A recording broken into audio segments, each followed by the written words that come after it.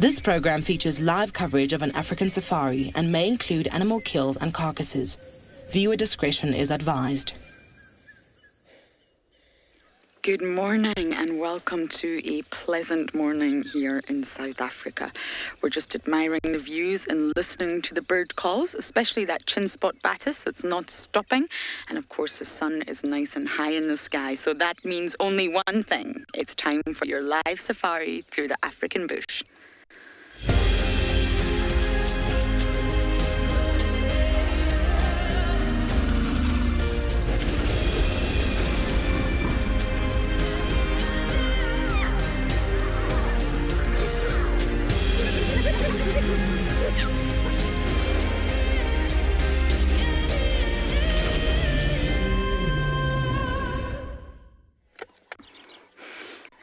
Welcome aboard, everyone. It's an absolute pleasure to have you here, as always. Look at these gorgeous views. Isn't it stunning? It's a very pleasant morning, as I already mentioned. 15 degrees Celsius and 59 degrees Fahrenheit. I'm in a shirt and shorts for the first time in a long time. Anyway, my name is Lauren. I do have Theo on camera.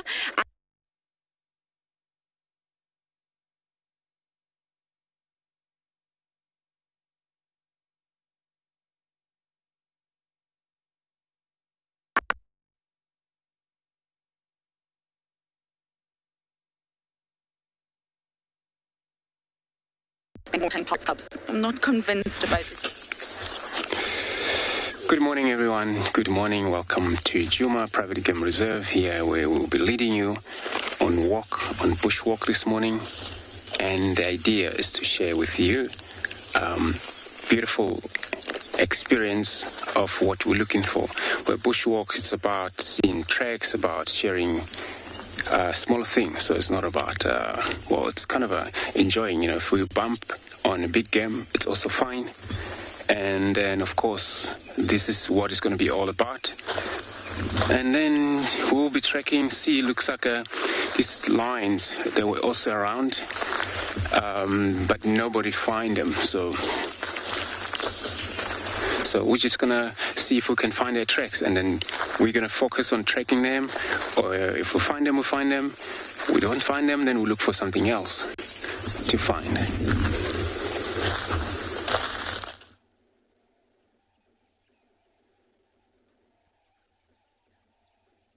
A very, very warm welcome to everybody. Welcome to Tswalu Kalahari. My name is Kyle Ansel, and behind the camera is David. Just a rundown of what we're going to be doing for this morning. We're going to be taking a look at little shell ducks, just an update on what they're doing.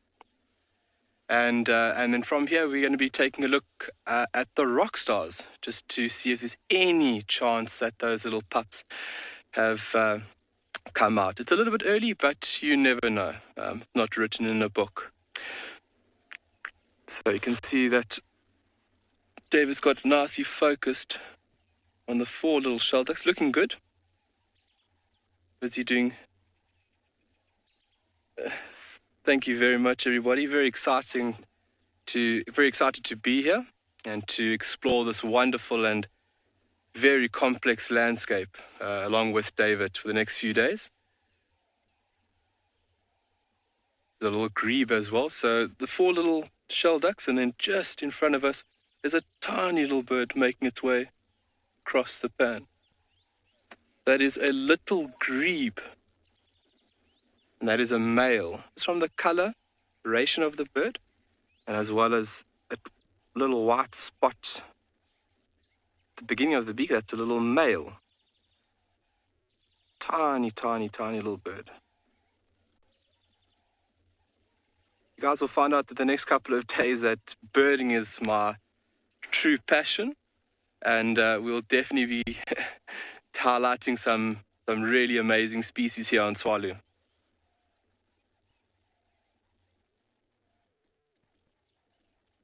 Beautiful morning. Nice and chilly. It's a bit colder than previous mornings. David told me that it was a bit chilly when he got here this morning. But it should warm up. It should be around about 28, 30 today. But any day in the bush is a good day in respect of the temperature. We're lucky to be here. And thank you very much for joining us on this beautiful, beautiful day at Tswalu.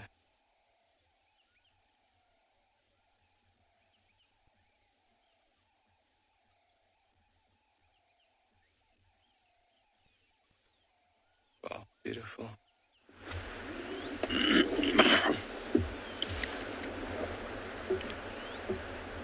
Any day you see any sorts of birds, especially in the morning when they become very active, to me, it's a good start.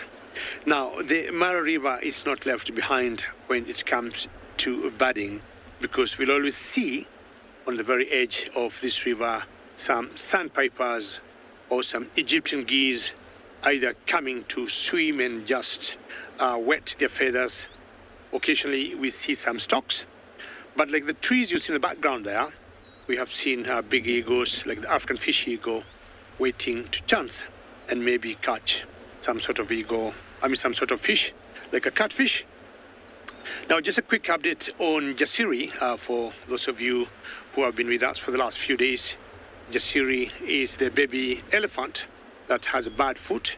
She's doing very well, and my plans today, after I leave the river, I'll be swinging in that direction to find out how she's doing. And if I don't, then I'll have my friend Isaac looking at her. For those of you who could not, or who joined us today and were not with us yesterday and the day before, Jasiri is one baby elephant that we found with like broken foot or fractured foot, and she is getting very good care. So the last I spoke with the game warden last night, he told me, he saw her and she's doing very well. So at one point today, I'll maybe swing by in that particular area. And the good news, she got some friends. Now, we gave her the name Jasiri yesterday. So what we are going to do, the family that has adopted her, we are also going to find out if we can give that family a particular name. Now, the Masai Mara is always full of game, but the highlight of the wildlife in the Masai Mara is the migration.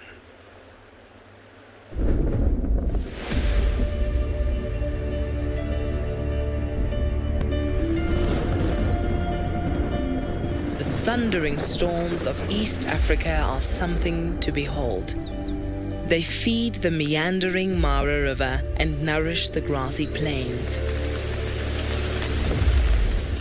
Every year, the migration herds stream across from the Serengeti into the Masai Mara.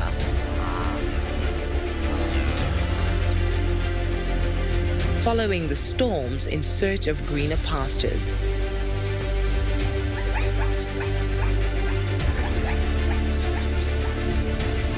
The zebra vanguard are the first to venture across the river.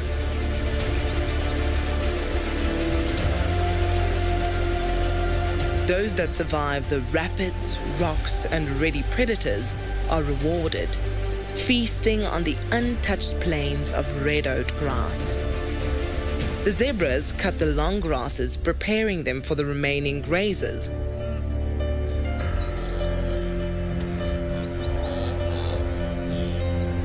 It is now the time for the body of the migration.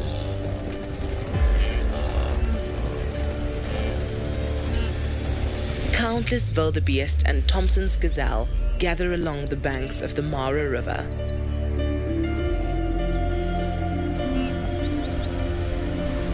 Like the zebra herds before them, they must face many challenges.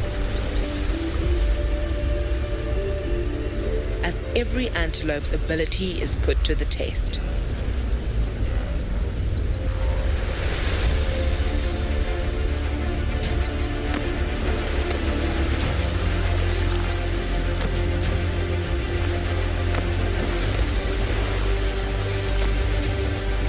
Their legs must carry them across the currents and find grip along the slippery rocks.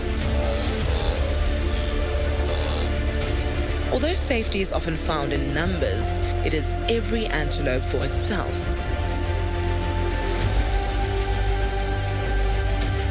Until the survivors meet again on the other side to relish in the grassy rewards.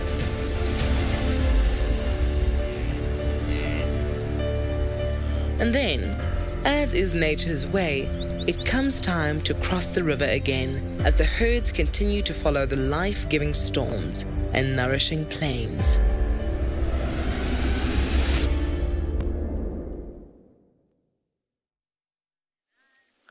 Good morning and welcome to Ngala. We have found a little pearl-spotted owlet. He's actually calling.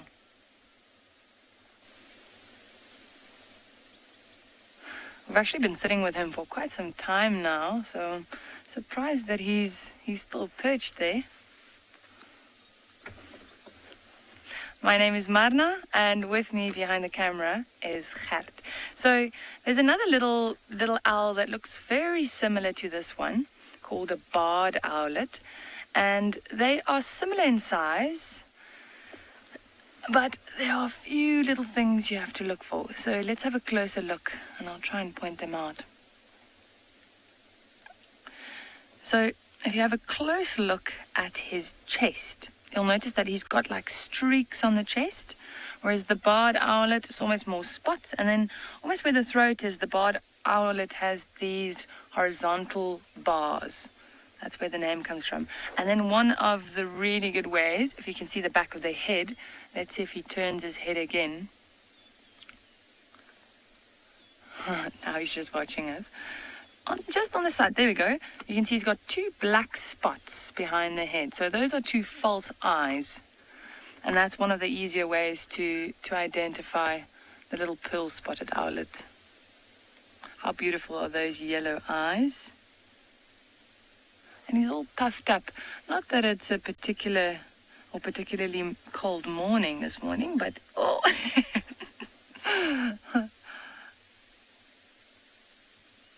Love the little white eyebrows as well.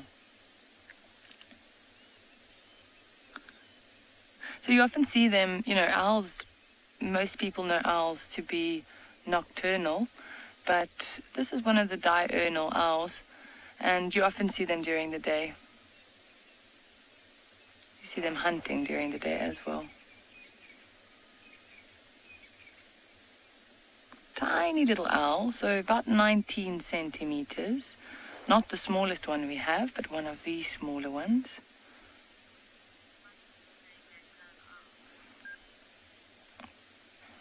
A lot of people saying they love owls. I'm with you. I also really, really like owls.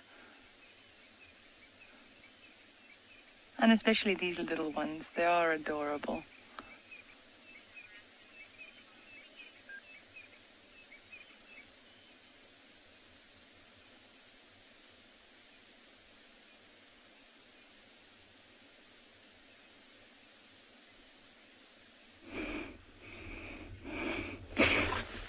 Jambo everyone, welcome to the Masai Mara. Once again, I have found my beautiful, great-crested cranes. Good morning everyone. It's me again, Isaac, and on camera I have Big James. Already we're here at the marsh, and we already found our great-crested crane with her two very lovely chicks, which have grown enormously in the last 2 weeks. I saw them about 3 days ago, and you can tell they're very healthy. They're doing very well. They're eating their grass. That's what they're eating. What they're doing is they're stripping the seeds off, and that's mostly what consists of their diet. And together they eat small insects. This is the grey-crested crane, one of the most beautiful birds that we have here in the Mara. And this is a pair, and they're two almost sub-adult chicks.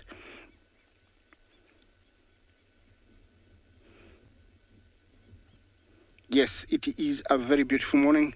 It's nice and sunny. Looks like it's going to be a very hot day, and the wind is just minimal, so it's just wonderful where I am. I have some elephants in a distance. Everything is over here. Look at the clouds at a distance. Yes, everybody is here, even the Cape Buffalo. Yeah, this looks like 3 Daga boys or 3 bachelor boys, and the one to the left is agitated. I don't know why. I don't know what he's seen. We live to find out. Yeah, these are one of our big 5, and when you see 3, it means they have come off edge, and they have found a secluded spot where there is enough water, cover, and grass. It looks like they're having a little bit of play, which is unusual. Usually they'll have serious fights, but this is allowed because also this is where they develop, defensive skills that they need to defend themselves against lions, leopards, and even hyenas. When they're alone like this, they're very vulnerable, mainly from big prides of lions. Yes, I'm talking about you guys. Yeah, these guys, they have amazing eyesight. From where they are, they can actually see me really well. Here I have a tower of giraffe. Look at that. How beautiful is that? Everything is within where I am. I'm so lucky. So are you. Yes, these are about how many? 5 males? Or is it 6? Yes, there are about 6 of them, I think. And they're all males. Maybe they're having a meeting, a morning meeting, talking about something, I don't know what. But remember, this time of the year, the time of abundance, just after the rains, females come into season, they get excited, and this is where, males square off to try and figure out who is the head of the hierarchy and, who's going to mate with all the females. Back to our birds, that was the main thing here. I just love these birds. Yeah, sorry. I think we're gonna go to the elephants. Yes, another nice herd of elephants amongst the cotton bushes. Looks like they've been feeding on shrubs this morning. Remember, elephants are grazers and browsers. It means they eat both, grass and leaves, and they eat a lot of it. And especially when it's nice and moist, like this morning, it's nice and soft. So they're enjoying it. Remember to talk to us on hashtag CGTNWild, hashtag Wild Earth.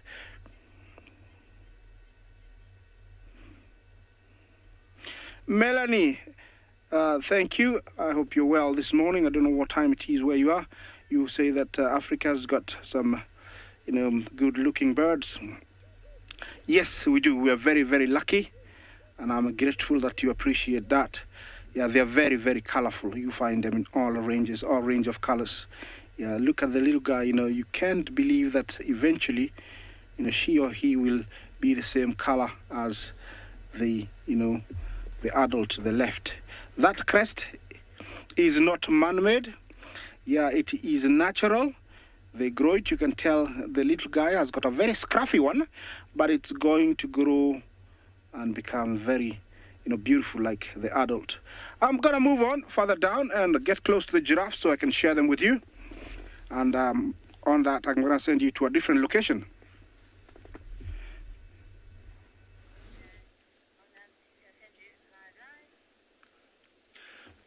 All right, a very good morning to our dear viewers.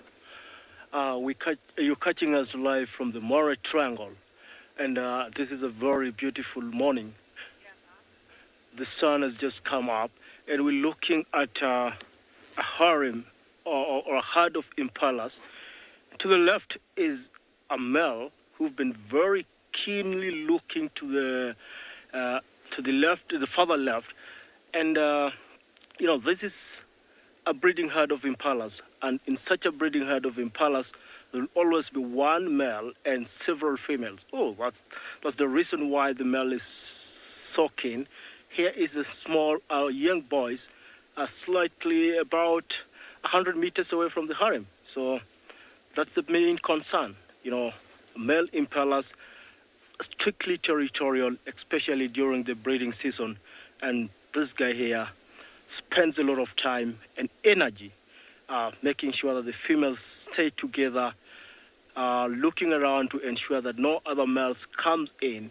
And in case a rifles gets to a closer range, then the first thing he does is just like fight them and chase them away from the girls. Look at that, that's cool. And a while ago, he's been walking around the harem, sniffing or probably testing the receptive status of the females. And, this is a demanding task. You can only sustain this for a couple of weeks. Otherwise, he will be so exhausted, and probably someone else a bit more stronger from a Bachilhad will come in and fight him and take over the harem.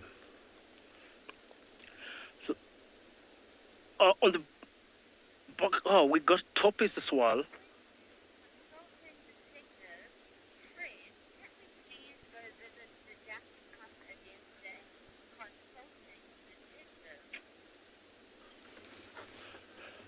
Right, thank you very much. And we're not actually very far from where we had the Jackal pub yesterday, and we kind of gonna be checking or keeping an eye whether we'll see her again this morning.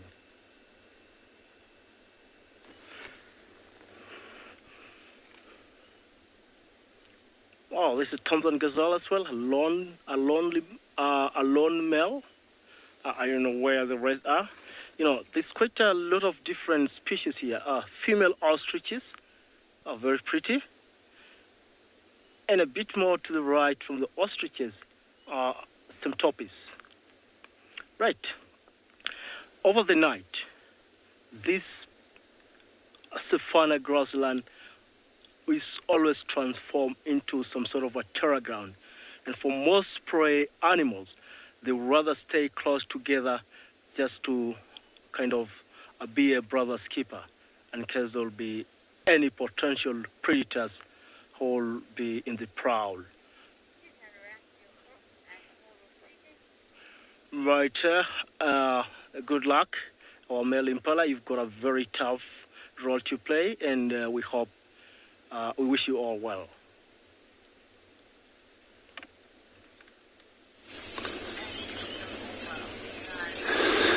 Beautiful impalas, you know, this time of the morning, and it's one of the good things to have a look at it.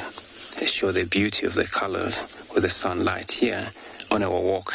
Myself, Andre, BK, and Soli, our scouter. You know, we found something strange or beautiful bird, as you know. You can tell from this feather, which is the lilac-breasted roller.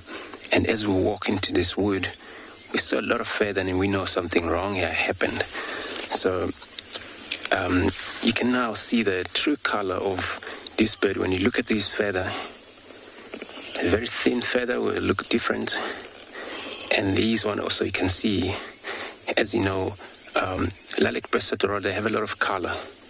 And there's no mistake about them. When you see this feather, you know exactly, you know, it's one of our beautiful birds that are out here.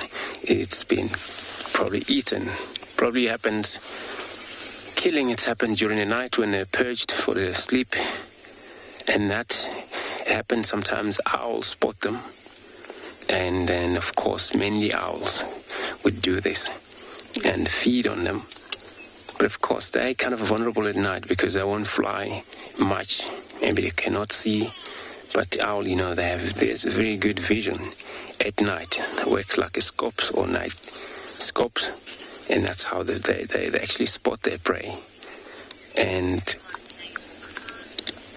yeah, you know, it's kind of myself, you know, thinking of, you know, this bird, you know, it's magnificent, beautiful bird out here. It's got about like 7 different color bird. When you look at that bird, it's got all of a boo. What would kill roller? So at night, any of the owlet could do that. Barred owl could do this. You know, giant eagle owl could do this. Spotted eagle owl could do this. You know, even maybe a snake can able to do it, because many of the snake, of course, they are nocturnal. But then I doubt, because then if it's that the case, a mamba's black mamba out here, they don't really do a lot of movement at night, and one of the strongest snake could do this. And if that happened at night, as you know, I would assume that it's an owl. Could be one of the owlet or the big owl, spotted eagle owl. That could be the case. But if, you know, they sleep on the ground, you know, that's where they're a lot vulnerable, you know. But we don't forget, again, you know, we have a Janet out here. Those are one of the nocturnal hunter, which they would hunt for sleeping birds on the ground and also sleeping birds up in a tree. So as you can see, the beauty of I don't know if you can able to see these colors and his feathers, magnificent. We'll carry on, walk around here and see if we can share more.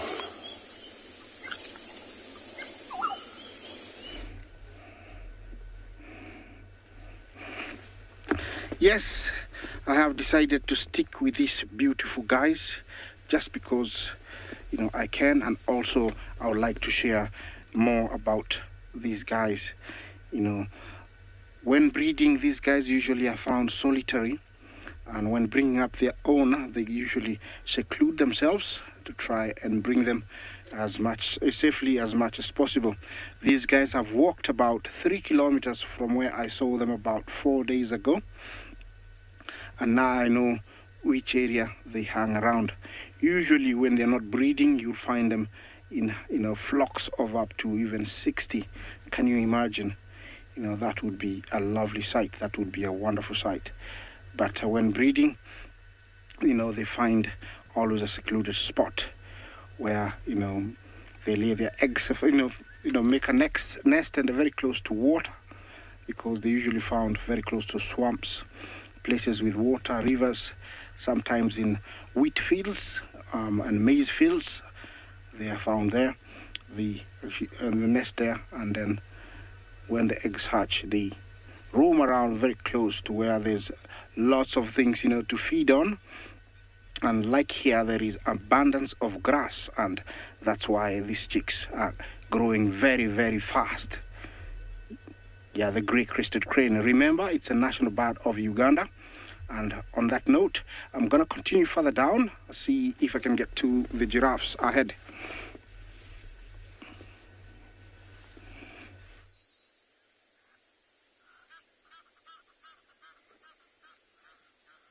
Good morning, everyone, and welcome to and beyond Phinda Private Game Reserve. We found these 2 new cheetah again. And my name is Grant, and behind the camera is Craig. And this morning it's a beautiful overcast morning. There's not a breath of wind, so I think it's going to be quite a beautiful warm day today. We have come back to the airstrip, which is close to where we saw the 2 new cheetah yesterday afternoon, just to see, check on how they're doing. And both of them are still here, and both of them are still doing well. And they've been lying out in the open, and just as you've joined us, they've both crossed off into the long grass. So they haven't eaten for a while, these 2 cheetah. So we're gonna try and stick with them, because like everyone is saying, we're hoping too for a cheetah hunt this morning. So we're gonna try and keep.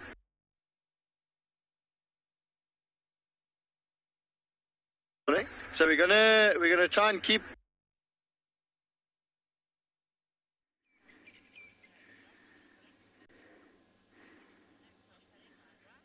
Sorry about that. You're back with us here in Djuma Game Reserve. And these birds have been on the dam cam, but it's an absolute pleasure to actually see them. I've never seen them before, so it's the first on my bird list, and these are the Tswalu herons.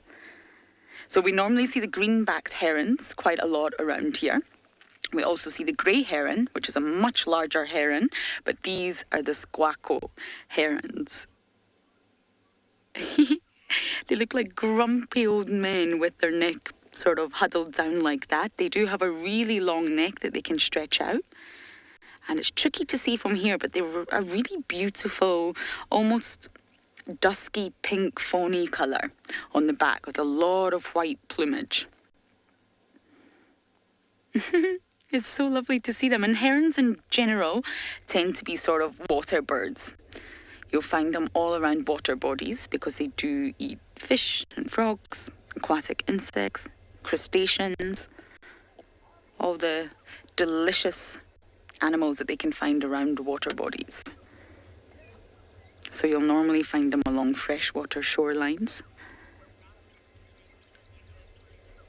Oh, many of you are saying this is a new bird for your list. Fantastic. I've got a bird list that I keep on my phone and I just add to it every single time I see a new species. You should all do the same. It's really good fun.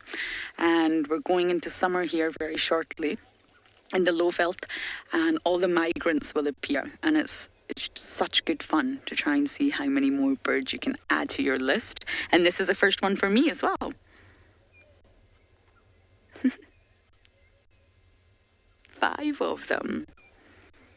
Now, they are monogamous, as 90% of all bird species are said to be, but they're colonial breeders, just like the sort of weavers. They will all breed in the same area, in different pairs.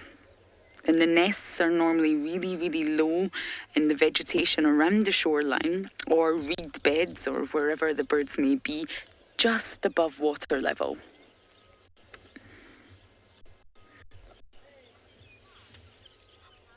Gizmo, yes, they can fly. They are flying birds, and they have very prominent flight feathers.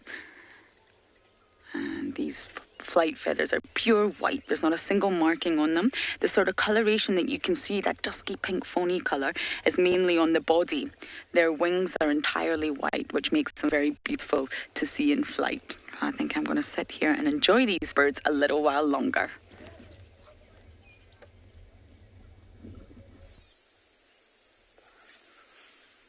Welcome back to Ambion Pind, everyone. We seem to have lost you the last time, but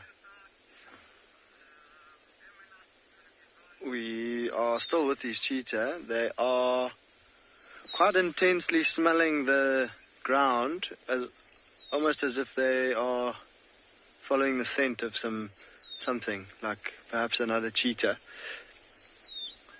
That beautiful bird that's calling there is called a rufous-naped lark, and you can see it flapping its wings every now and then.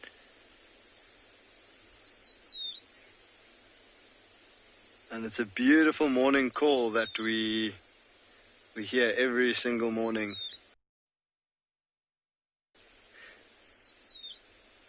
And that little flap is like part of its call. So it's announcing itself to all the other birds in the area, to its neighbors. Just letting everyone know that it's survived another night and it's still here. So we can still see the cheetah. It's just quite tough for the camera. They are moving in some long grass. We're going to try and start up again and see. Hopefully you guys are able to stick with us.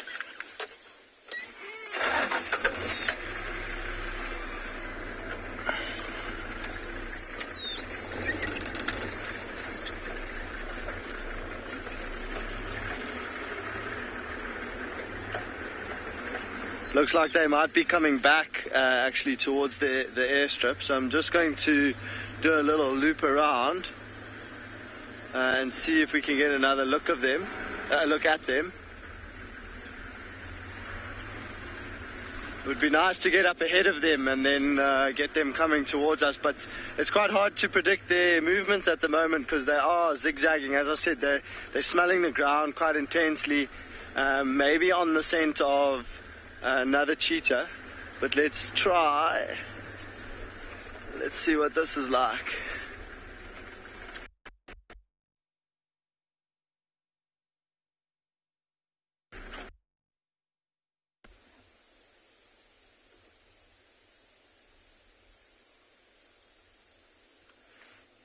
I think that one on the left might be better. Yeah, so that they are like walking and then they'll dip their head into the long grass and put their nose almost right down onto the ground, smelling and trying to determine which way they should go.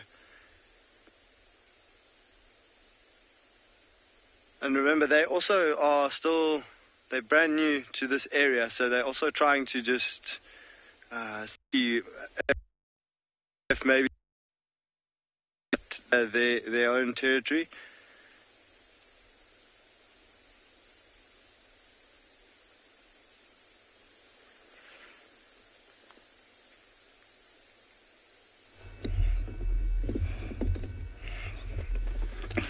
Jumbo! And here we are. I'm much closer to the giraffes, and it is a beautiful sight I have here. You can tell the one behind is a male and the one in front is a female. I mean, the one facing right is a male. You can tell with the horns. Look at how flat and bare they are on top. That is caused by the friction during fighting. They have a fight called necking, where they use their necks but butt each other using those ossicons. These are not true horns because they are not made up of keratin, which is compressed small hairs like our fingernails. Believe me, none of two giraffes have got the same patterns, very much the same like zebras, our fingerprints. And one interesting thing about them is they say females sometimes, give birth to young ones that inherit some of their patterns. I want to one day to see that, but I've been trying to see if I can find, a pattern in a youngster, same as the adult. Their neck is so, I don't know what he's looking at. Hey, look at these guys. Yeah, these are not dwarf giraffes. They're in Alaga. Alaga is a washout area. It's a seasonal stream. That's where they are. They're not dwarfs. They're fully grown. They just walk there. It will be interesting to see them come up. I don't know which side they would, but all these are females apart from the second last one from left. Look at the female extreme left. She's got very funny ossicons. She's got almost none. Look at that. Thank you, James. Yeah, interesting. Yeah, looks like they broke and almost folded back towards the skull. See the difference in the horns? You can really see that. Yes. Yeah, look at this. Very interesting. Yeah, quite interesting. Yeah, it's quite an easy climb, not as tough. Look at that. The necks of giraffe are made up of 7 vertebrae, very much like our necks, and they have adapted to utilizing, a certain niche that no other, herbivore or grazer can, apart from the elephant.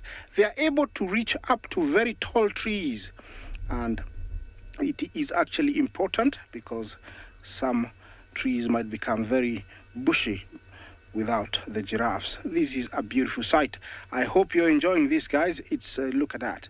The side profile of the head shows you the prehensile lips that they use to pluck off leaves from trees. Yeah. Yes, the one to the left looks like he's continuing on, eating whatever he's eating. Yeah. I'm gonna keep, enjoy a little bit this, a little bit more of these giraffes as we take you to our other spots while I stay here.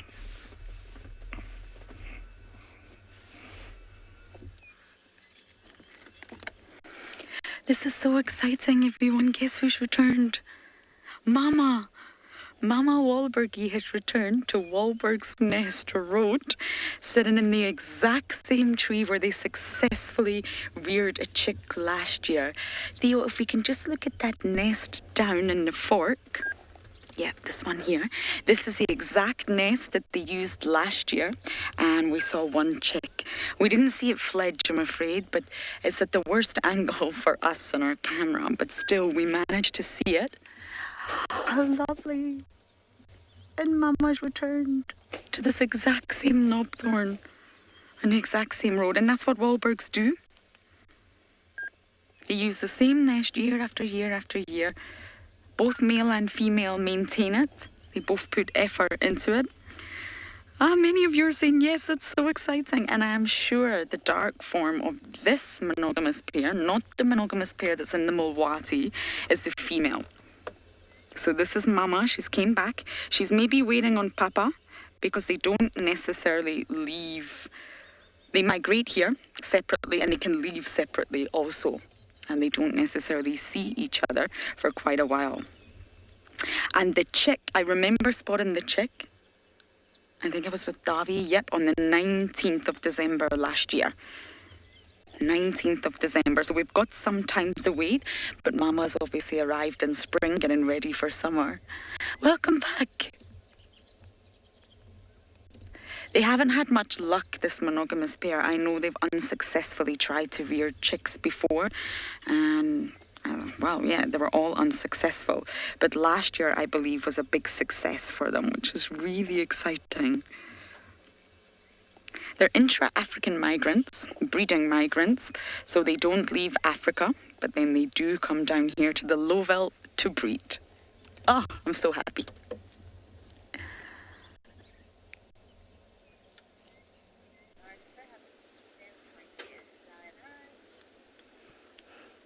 Right, thank you very much. And we are almost 150 meters away from where we left the jackal, and we were quickly rushing there to check. Then suddenly this watcher lapwings appeared on the road, and for a while they've been having what seems to be a very difficult conversation, probably trying to discuss and find maybe involve each other and maybe agree on what would be their next plan. And you know, these birds are very pretty, always noisy. And one thing about lapwings in general, they're very, very aggressive birds. They nest on the ground. They lay mainly 2-3 eggs, which blends very well with the ground.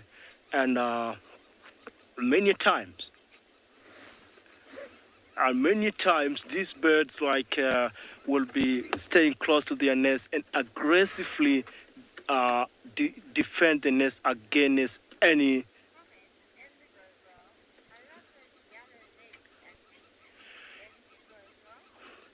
I believe that's very true. You know, they got very beautiful yellow legs.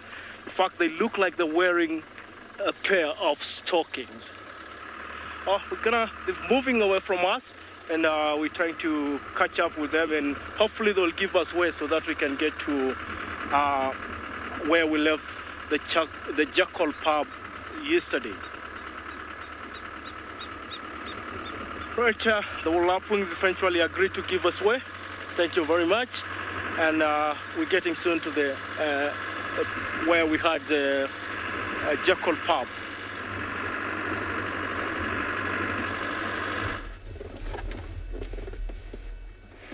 Yes, look at these guys. Have you ever seen a close-up of the face of this beautiful creature? She's doing a nice walk along that dried up riverbed, and she's coming up. Let's see her walk up. I think everybody else is going to follow suit. Yeah, she is a leader, this one. Everybody likes her idea and looks like that was.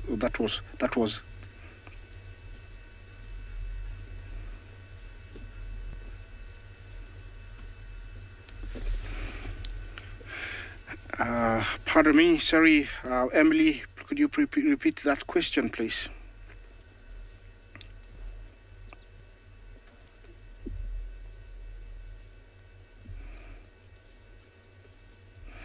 Emily, Jumbo, you ask how long does the food take to get to the stomach? After it has been properly broken down, and to go down, it takes, I would say, about 1 second. Doesn't take long. It takes a very short time. But for it to be utilized properly, it can take a couple of hours, because they are not adapted to digesting direct, cellulose from the leaves. What happens is it is taken down and stored in the first chamber of the stomach, where it is broken down, like soaked, and then regurgitated back onto the mouth, where it's chewed again, properly broken down, then taken to the third stomach, and then from the third stomach it is taken to the fourth stomach. Third to the fourth, and that's where it comes out as in pellets.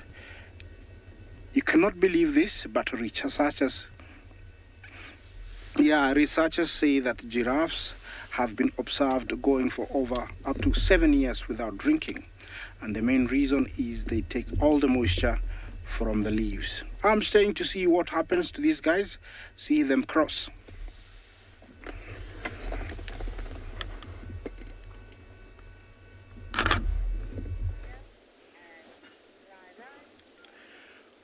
Right, this is just beautiful. Folks, we got to the exact mound where we had the jackal pub yesterday, and actually we were wrong. I thought there was only one pub in this particular den, but you know, it's a surprise. Like, look at that, there are 3 of them this morning. They're very happy, healthy looking, and see, one of them is on the right. I'm very, very happy too, and one of them is just on the road. She's kind of digging and sniffing the ground, and a while ago the 3 of them were playing with a twig, you know, just like the normal pubs at home. Play is a very important part of the youngsters. You know, when they play together, this is a chance to grow as siblings, learn about each other, and actually strengthen or build a bond between themselves.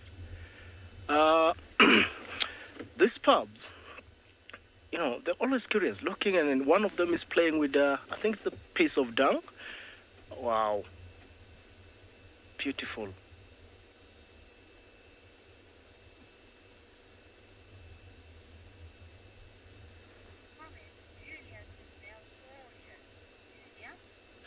Julia, I absolutely agree with you. This pubs is just so cute.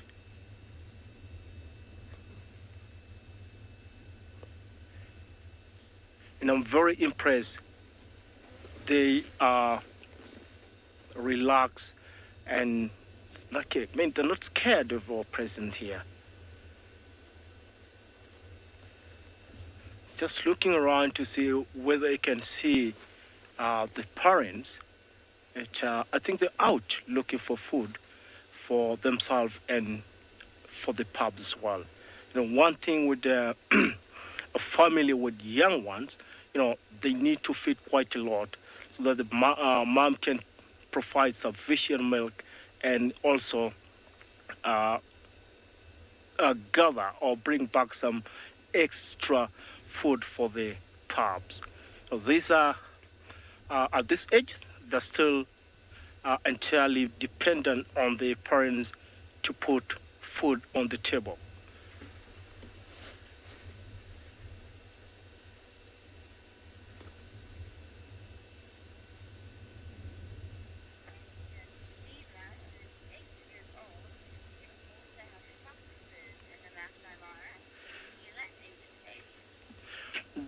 Right, Mila, very good question. We do have one type of foxes in the Mara. It's called a bat-eared fox. We don't happen to see them quite often, but we see them once in a while, Mila.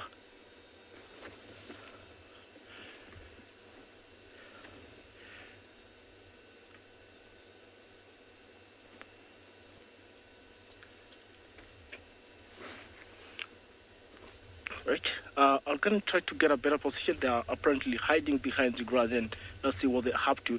But I'm going to do this very gently. Don't really want to interrupt what they are up to.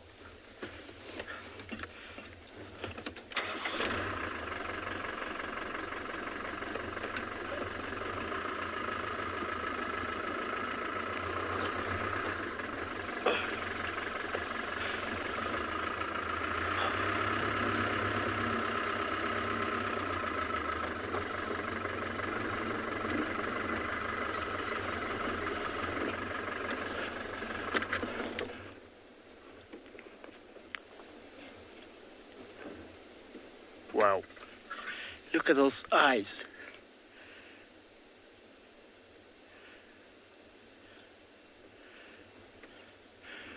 this is one of the things that I'll be keeping an eye almost every morning.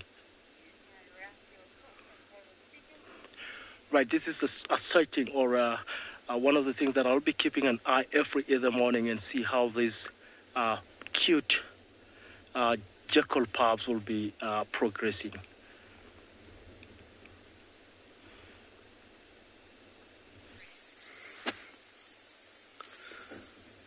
Welcome back to Ambient Pinde, everyone. And we've followed these two cheetah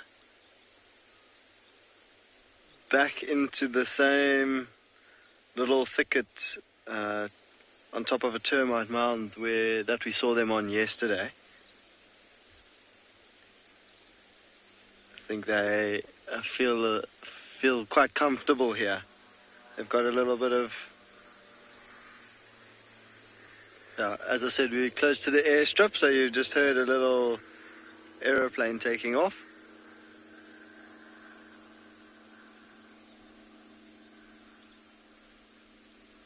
So this is close to where they were first put onto the reserve yesterday, and so I think they feel quite the day before yesterday, and so they feel quite comfortable here.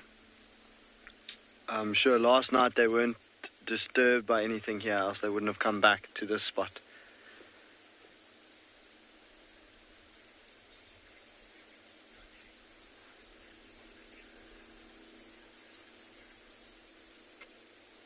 So it seems as though all that sniffing they were doing earlier is just to familiarize themselves with the area.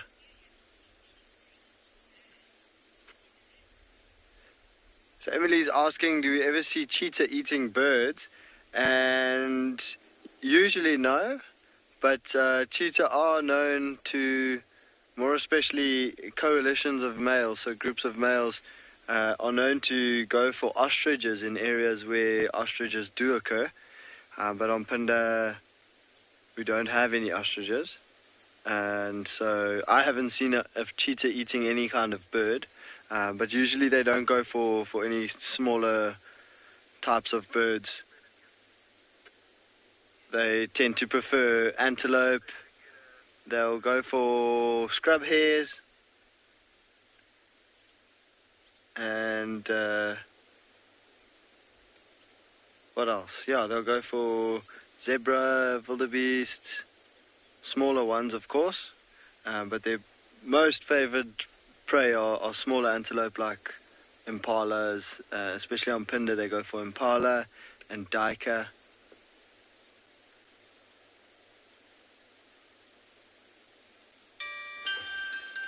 Ow. Sorry about that. That is quite a beautiful view of that female. And her brother just lying at the back, facing in the opposite direction. So I was optimistic, hoping that they might move a little bit and maybe try and hunt this morning, but it seems like they're going to settle down here again for the day. So I think we're going to be leaving them and seeing what else we can find this morning.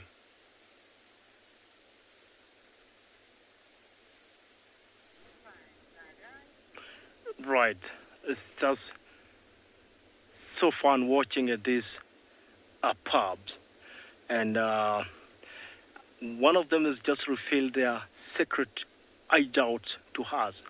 At the top of the mound, top right, there's that bit of a sort of a area with a lot of dirt. One's just gone in, and she's been repeatedly coming up to give us a stare and then goes in. The other two, one of them behind the mound, and to the right, there's another one just sniffing around and look at that. She's back. Wow. This is so beautiful.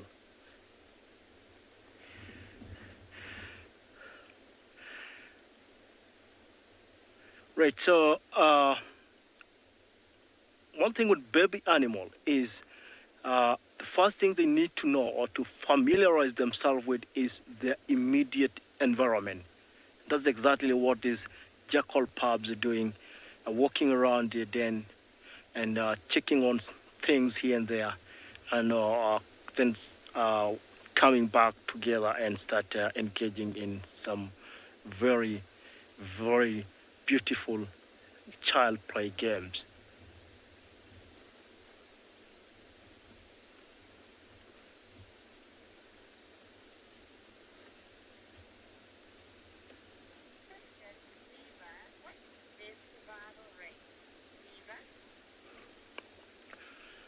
Niva, good question. The survival rate for jackals is, I would say, not really bad, but it's about maybe 50% chances of surviving for these pups. Because at the moment, as long as they confine themselves to their den and ensure that they don't wander so much and expose themselves to predators or enemies, then they're really, really good to go. And quite often, in a litter of prey like this, probably at the end of the day, one or two will make it in life. Wow, so pretty. Just still looking around to see whether the parents will show up, you know. Right, thank you very much. We're still hanging around here and see whether the parents will show up with something for breakfast. That will be very cool to watch.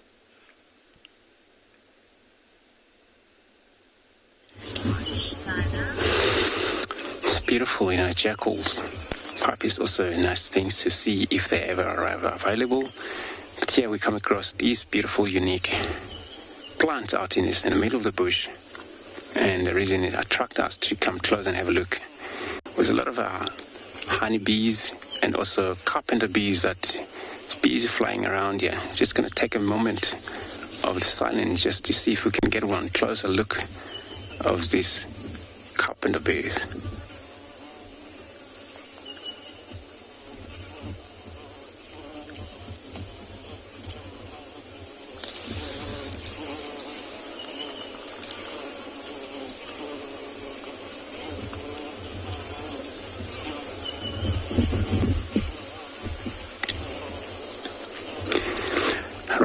So it's beautiful, especially the sound of that bees. You know, it's very huge sounds because a big carpenter bee usually. And what I've seen here, a few species of bees, including the honeybees as well. What they do, they're also attracted by these, flowers, because this is where normally sort of these bees collect their, equipment, honey, and bring it back to their nest. So what this flower does, it's called pomegranate, wild pomegranate. So, little flower that you can see, it's already opened up, just because it's still a very beautiful morning. So any of these bees will fly around here. The bees, designed with such a strange kind of a chemical or kind of a glued on their back legs, and every time they land in one of those small, opening star flowers, which is yellow, then attached to this flower, which is little like a powder showed up on this, and this is the powder would that way, stuck on their back feet. Otherwise, they fly with whole yellow legs back to their nest, and then this is how they were able to build their honeys and things. But it's amazing thing. Just to, think of these, having been rain, but you still look at the beautiful plants here. We'll leave this plant and continue to look for something else.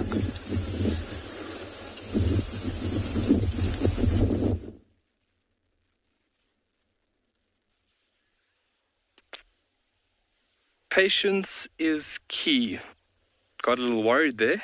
Obviously, just the colder temperatures that we experienced last night, these rock stars decided that they were going to hit the snooze button for this morning. And, here we are. What a beautiful setting. Everybody's out and busy sunbathing. Basically, their morning coffee at the moment. And you can see the orientation of these beautiful animals pointing straight towards the sun. Obviously, bellies being presented and increasing the surface area so that they can warm up after the very chilly evening that they had last night. Everybody on the lookout, even me. Any predators, any threats? Very, very important. Obviously, security is very, very important. Yeah, wake and vibrating. Yeah.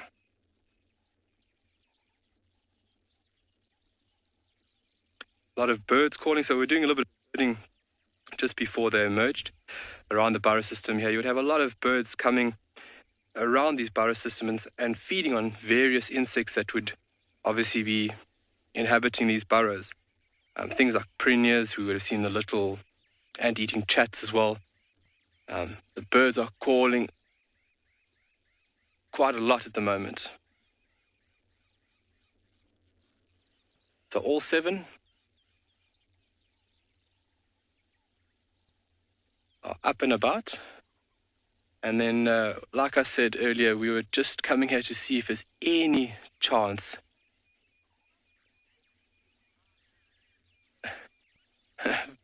can't believe how big the kids are. Yeah, they have grown.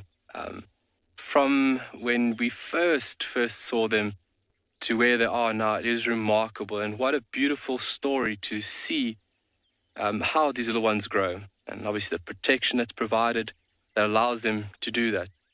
I was even surprised when we got here and they first started emerging. I thought it was actually an adult, and I looked again. I was like, oh my word, how big are those pups?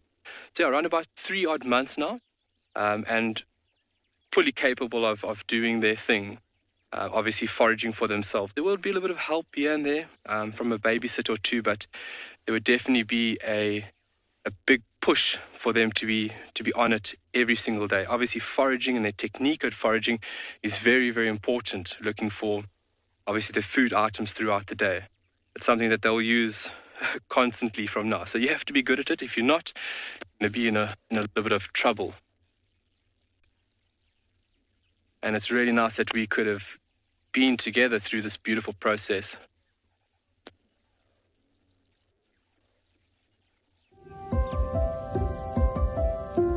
In the southern region of the Kalahari, we find Tswalu, meaning new beginnings in Setswana. Here, with bushy brown striped fur, the meerkat pups start their life adventure. Meerkats live in large burrow systems underground, where the little ones can be kept safe from predators and out of the harsh African heat. They are sociable creatures. The pups start playing soon after they pop their heads out from the burrows for the first time. They feast on plants, juicy insects, and even lizards.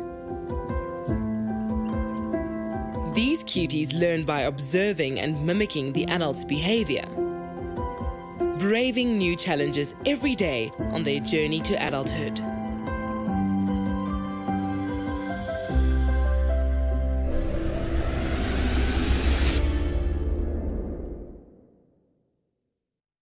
The meerkats are awake early today. Normally these sleepyheads don't wake up until later, but aren't they wonderful? I got the pleasure of meeting them in Tswalu. They're beautiful. Now we've got a pair of cowcos here. I just can't identify which species. They're not being very cooperative. They're not doing what I want them to do. I'm really hoping that they can come out in the open and we can all identify them together, because I think it might be a new species for my bird list, at least. Maybe not for you all, but for me it is. Now, I think it could be the Senegal. Oh, here we go. If any of you know, please do let me know. Send it in #WildEarth or use the @FC on YouTube. It's definitely a cowcow, you can tell. They've got a really coppery, browny body, a bright red eye, and a sort of white chest. They've got really long tail feathers, which helps them sort of balance when they're perching on trees, with almost a square tip at the end. So it's very easy to identify the group of birds. I just don't know the species. We can see you. very well. I think it might be the Senegal. See how camouflaged they are. We probably drive past a lot of birds on a daily basis.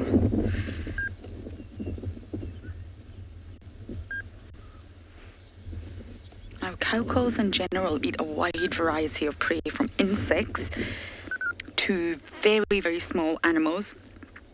Yep, this looks like the Senegal to me. Would you all agree? You see that red eye?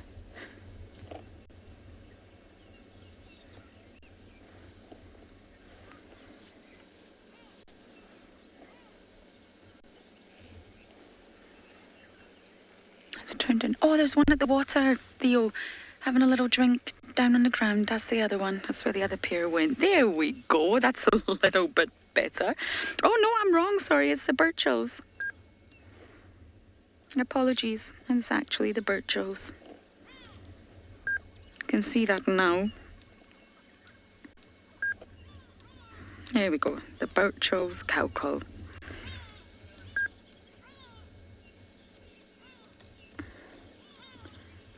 Ah, that's better. We've been waiting for it to come out in the open for about 15 minutes now.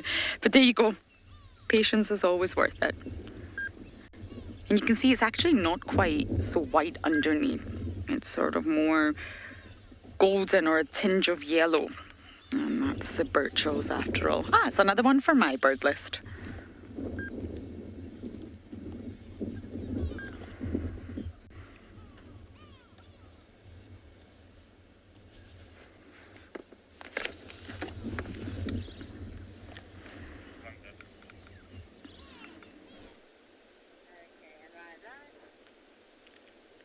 Right, welcome back to our morning with the jackal pubs. And these calves seems to be quite adventurous this morning.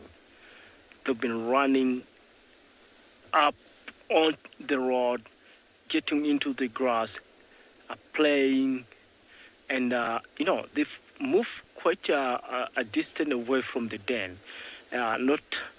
Unlike yesterday, when we had one pup, she was kind of stayed very close to the den. I guess being together, the three of them together, gives them the confidence and the courage to try and explore a little bit more away from the den.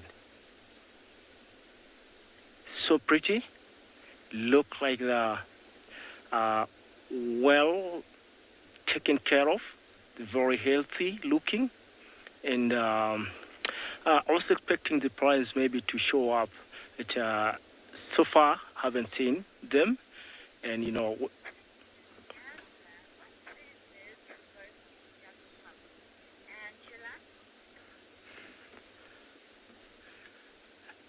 question again. Cassie, please.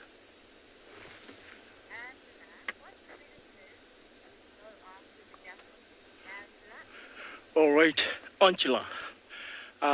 Jackals themselves are predators, but in the natural world, you always got some enemies.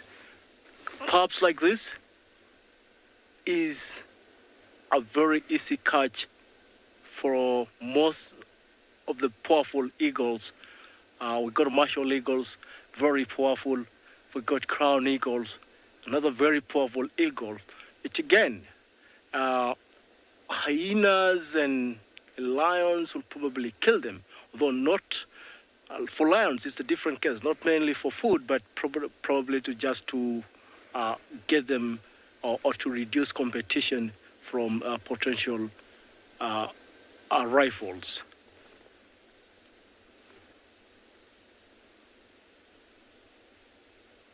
Wow, so pretty.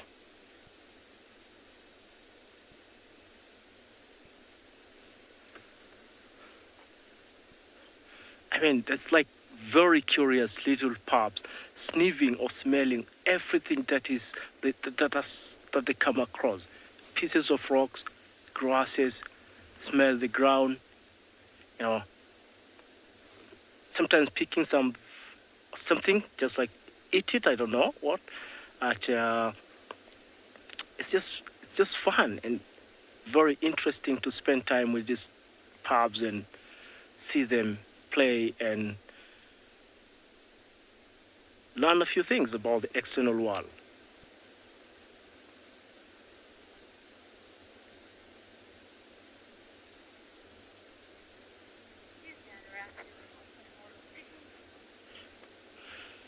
Right there,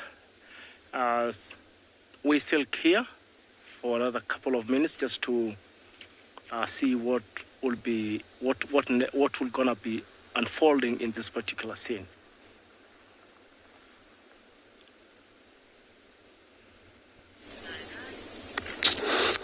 Beautiful.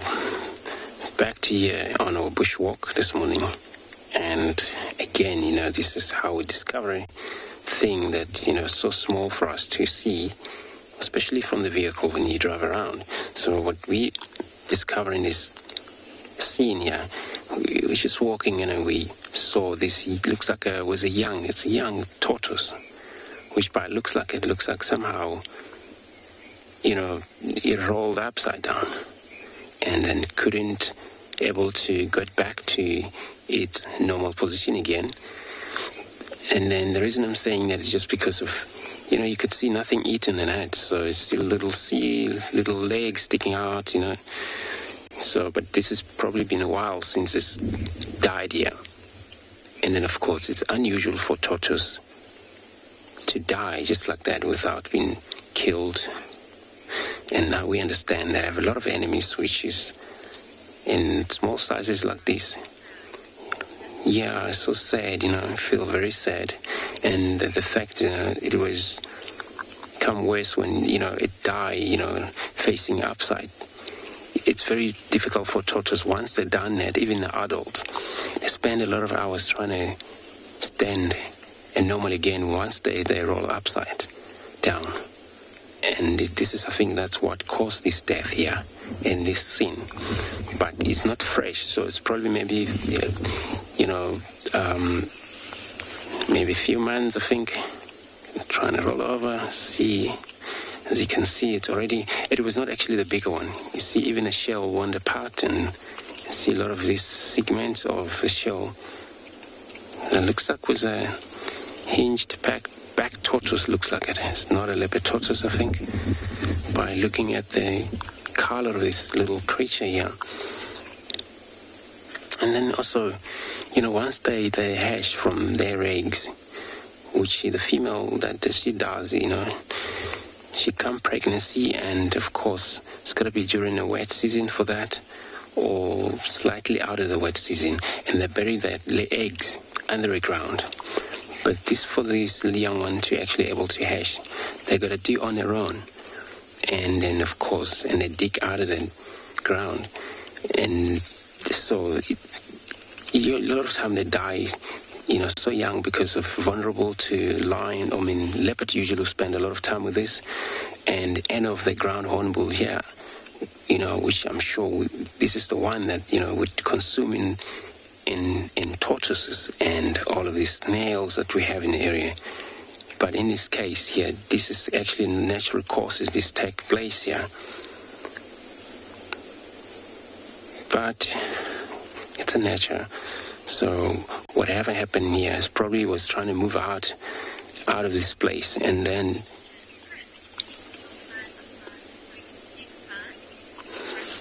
so I'll put my hands in it. So I don't know how do I put it, but if you wanna, I'll do like that so you can see it's a small, if I'll next to it, like next to it, really. Can you see how small it is? So shame that dies so young, die before know so much about the wild or life. It's not nothing to see. So yeah, we'll leave it like this. It's gonna be just a skeleton of the bush. We will move on.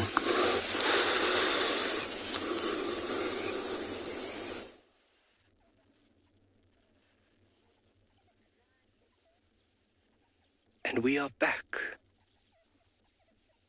Everybody's still sunbathing. Obviously, first order of business is just to warm up after the cold night. And then you'll see there'll be a bit of activity from everybody where they'll start doing a bit of burrow maintenance. It's very important that they keep these structures clean, neat and tidy. Obviously to eliminate parasite buildup, and then also to make sure these entrances are open for any threats that they might pick up, so they can make their way underground very, very quickly. So if you take a look on the left-hand side, this is actually the beta female now that we're looking at. And if you look very closely, where David will show you, if she does turn around to us, you can actually see where the little ones have been suckling. So they can see that there's a moisture buildup around the fur, actually around the nipple itself. If she turns for us a bit. So showing that it's a clear indication that these little ones are doing A-OK. There we go, beautiful. And what a little pose, eh? Chest in, stomach out. There comes another one, another little guy. One of the little older pups. Inquisitive in the smells. Tactile communication is very important. They display quite a lot of tactile communication. When it comes to grooming as well.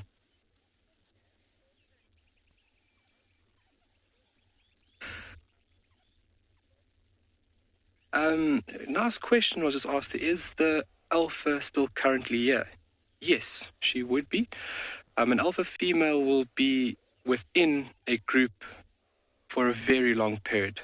She'll only be taken out if, unfortunately, she dies. But even with the pups now, with the beta female being here, she would still be within this group and still in charge.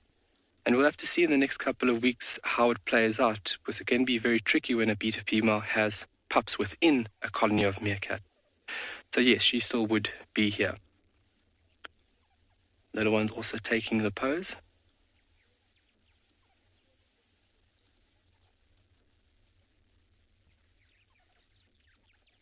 Quick movements by the head.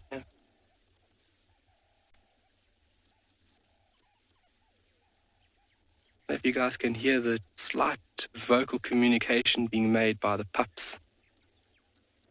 This little high-pitched twittering sound that's given out. It's also a very important sound of vocalization given while these animals are foraging. Visual communication is very important, but also vocal communication, just to keep tabs on where everybody is. It's a very important means of communication by these animals.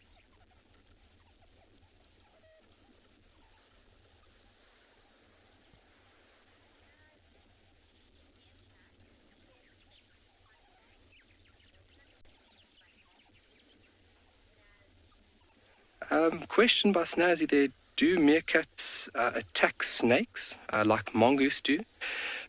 Yes, you have certain mongoose species being a little more aggressive in that format, actively deterring and chasing snakes. These guys would be the same. Being in a colony or group like this, you have many members within this group, and they can actively deter or mob a snake. So if there's a snake seen and they want that snake to be out the area, the group will unite as one and actively drive the snake out, because that snake would be a very big threat, especially for these little pups. So obviously vocalizing, aggressive posture, tails up, and a lot of aggressive display. A little hugging behavior going on there. You've got a friend in me. How beautiful.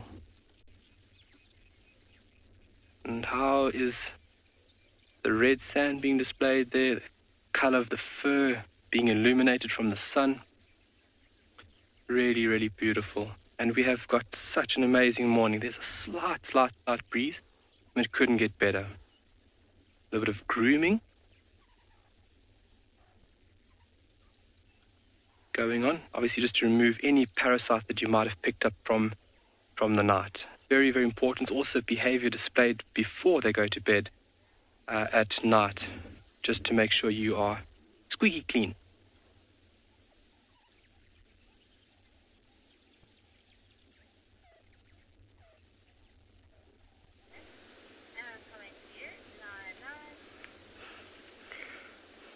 welcome back. These pups, just like any other baby, are so curious. Everything worth investigating. The rocks, the twigs, dead grass, tiny pellets on the ground, and they're just so cute.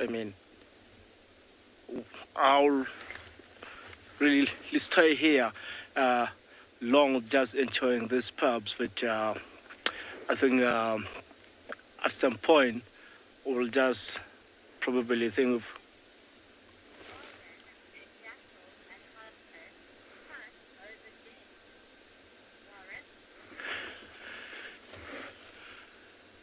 Kirsty, what's the question again?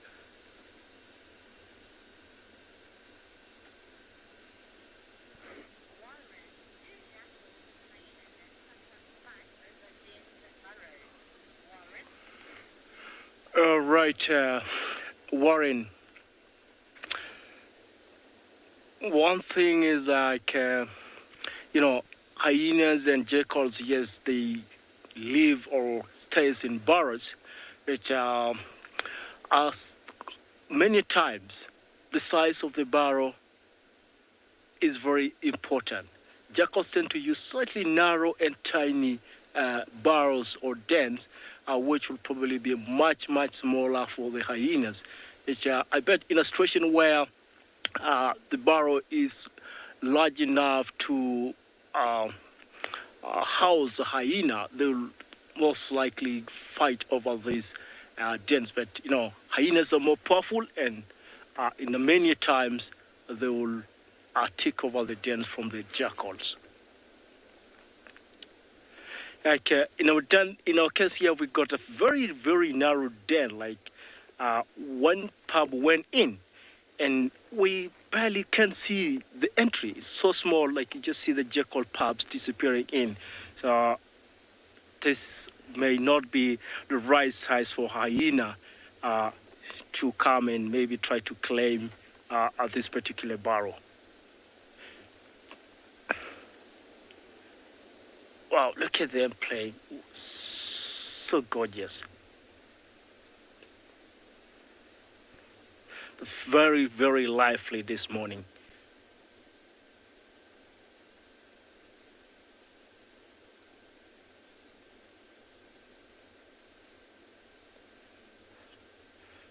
This is a true meaning of the spirit of brotherhood or sisterhood. A bit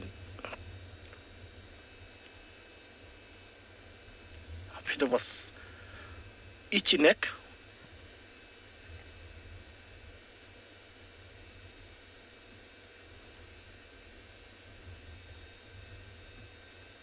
So many times you see these jackal pubs, like the ears are kind of. It's right. The pubs are exploring further deep into the grass, and one of them is still on the road. And I think we're gonna drive away and give them some private time together as we explore and look for some other things.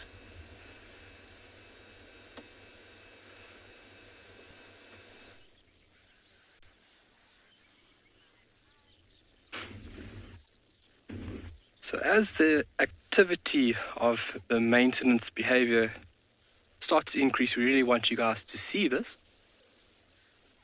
See all heads up. Obviously spotting something in the sky, and their visual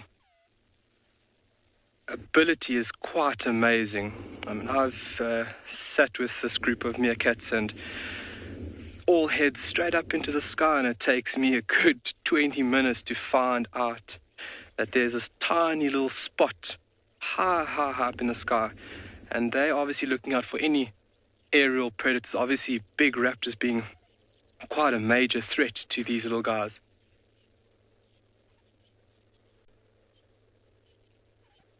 But everybody's taking it easy. Not in a hurry to go anywhere, obviously not clock watchers.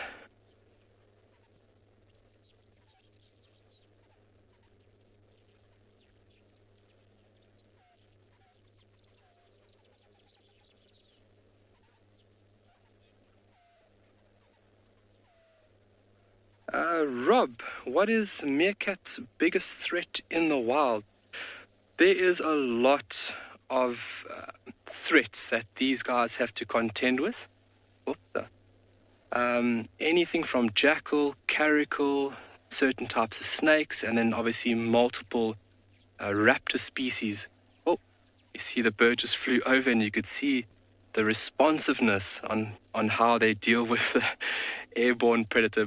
A bird flew over us very quickly, and they thought, code red. So jackal, caracal, even cheetah at times, or lions, you name it. There's a variety of different organisms that will happily snack on a little meerkat. So they need to be alert, and obviously being in this group format is a very, very important format in how they stay safe.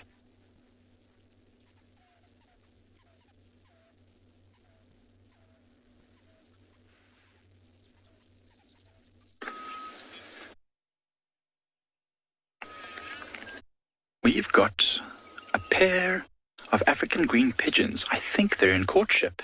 One of them was waving its tail, and they're both doing this weird shaking, head-bobbing type of thing. It's very interesting. I've never seen it before. It's my first time. And they've... Oh, hold on. Here we go. See what they're doing. It's so interesting, so odd. I've never seen it before. It is the time, though. Spring is here. It is the time when all the birds will start mating and starting to find plenty of food and nest and have chicks. Hi, my name is Mike. Behind the camera is Odie, and you've joined us here at Eco Training's Pridelands Conservancy. And we are just enjoying these birds and wondering if they're maybe going to mate for us, right on top of this very, very open marula tree. I don't know if you can see this one. It was doing it a second ago. It might do it again. It was waving with its tail. As we drove up, they flew off, and then we wondered if they were going to come back. And this one stayed in the tree and started fanning its tail and waving its tail about, almost as if to say, come back, I'm still here. So it's very, very interesting. I don't think they're going to nest in this tree. It's very, very open and sparse. But maybe if there were lots of flowers and things, that's what they would eat. Wait a minute. I think it has got a nest there. They're very beautiful. I wonder if it actually has got a nest. It sort of seemed to sit down there. It's hidden by some branches. That would be very unusual to me. Normally, they are fig-eating specialists, and they will make nests in fig trees or in the jackalberries close to rivers and drainage lines. I mean, we are close to a drainage line, so maybe the nest is close by or in that tree. Very pretty, though. Amazing bird. So you can see it's got green, it's got orange-yellow leggings, very bright green back, pink bill. Amazingly agile in the trees as well. It's really, in this area, we don't have many parrots. There are parrots in other parts. I think you might have seen them at Ngala. I know I used to see them there quite frequently. On Pridelands, we don't have too many parrots, so these birds fill that niche. There's a lot of them in this area. There it goes. Still there on the tree. It's still there. Just both of them are there together. So you can see them just at the bottom right of your screen there, bobbing their heads. So it's definitely a courtship of some sort. See that one? Never seen it before. I'm really hoping that we're about to witness the next generation of African green pigeon. Going from the glint in the eye to an egg at some point soon. There's been nothing much else happen. We've seen a few elephants and buffaloes, but all of them seem to be very shy this morning, moving away from us. So we're just investigating the road that Kumo and the other elephants walked down yesterday afternoon in the hopes that maybe they're down here somewhere. I wonder if this pigeon is waving us on to say, keep moving. Nothing to see here. Amazing. Look at those eyes as well. A very, very pale eye. Such an odd and interesting looking bird. Very well camouflaged when the leaves on these trees come out. It's a bird that we often hear, we don't always see because of that green and yellow. Looks just like petals and flowers and green foliage. And under the tail there's these white and sort of grey stripes, which are also contrasting very well. Maybe that's a sort of a follow me sign when it's waving its tail like that. Well, we're going to keep moving and see what else we can find down on this road.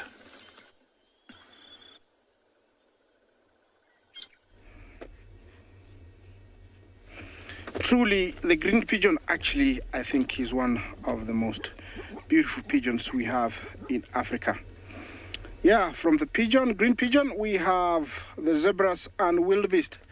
And I am in the central area, of the Mara Triangle in the what we call a wooded savanna. It's a mixture of bushes, trees, and open grounds. And this is perfect ground for grazing for the zebra and the wildebeest, a little bit browsing of the giraffes. Looks like all the animals here have their heads pointing to the river, and I assume they're going to quench themselves because there's no water nearby here. Looks like everybody's going down towards the river. There is a giraffe sitting there, so they do sit down. Look at the plains, so beautiful.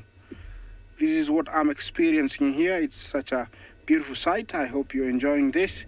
It is live coming from the Masai Mara. This is the common zebra, or the Burchell's zebra, that we get here in the Masai Mara and also other parts of Kenya, including the Serengeti. Here they are in big dazzles. Collective noun for zebras is a dazzle, and a dazzle consists of a mare and some foals, and a stallion also. But when they're moving, it sometimes form big groups which are broken. But eventually, when a stallion is ready to find his dazzle, usually he gathers the females around. Sometimes, they can be from 1 to 6. And here you can tell everybody is on a mission heading towards the river. Yeah, we're no shortage of zebras and wildebeest. In East Africa, we have around 500,000 zebras, 1.5 million wildebeest, and this is what is the highlight of this time. They are migrating from the Serengeti to the Mara, and these are a few that are still around here. When I say a few, it's not just a handful, but it's hundreds. They're everywhere. Look at that. They had gone a little bit south, but they are coming back, you can tell. Usually they are led by the zebras, followed by the wildebeest, but sometimes it's a mix, and this is what it is here. They are enjoying the grass. You can tell it's getting hot. There's a bit of mirage over there. This is the white-bearded gnu, an animal that does really well. In 1 year, they can give birth up to around 300,000. In a day, they give birth to around 8,000. Can you imagine? Usually they are color brown at birth. They're able to stand up within a very short time, 30 to 1 hour, 30 minutes to 1 hour. They're able to stand up and already running almost at full speed in 2 hours. That is almost 50 kilometers an hour. Survival is essential, so they need to be on their feet as soon as possible. Yeah, you might think that too many, but there is enough grass for them to graze. And animals actually are very good at, grazing. They never graze in the same point every day. They're always on the move, so they never overgraze a particular area. Like you can see, they are moving. Also, if they stayed in one area,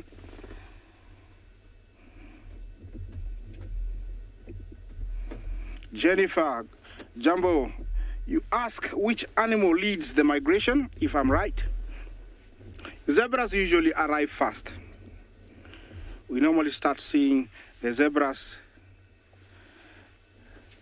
They start, moving up here very early, July, and then they're followed by the wildebeest. But every now and then you come across a huge herd of wildebeest amongst the zebra. So it can be a mix, but historically it has been known to be the zebras. Of course, this is nature. They never read the books.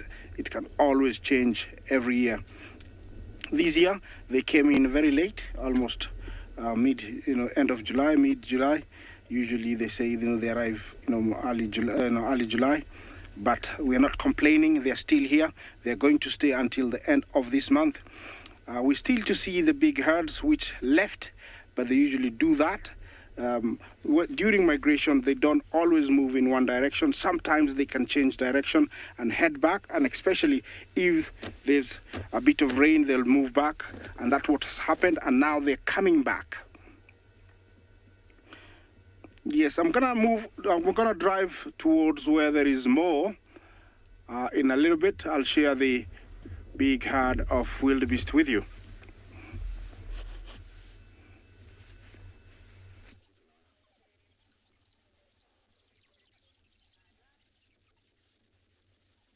So it looks like there is a bit of initiative to start moving off from this beautiful, humble abode. You can see a few of them on the outskirts of the burrow system now. I think they've decided no chores for this morning. Who wants to do chores? Much nicer out in the field, playing around, looking for food. Definitely initiative now to start moving on. And this is the format by which they will follow, almost continuously moving away from the burrow system. You'll have one or two individuals moving ahead, kind of scouting, making sure everything is safe. And from there, you'll have other individuals following up and moving up from the rear.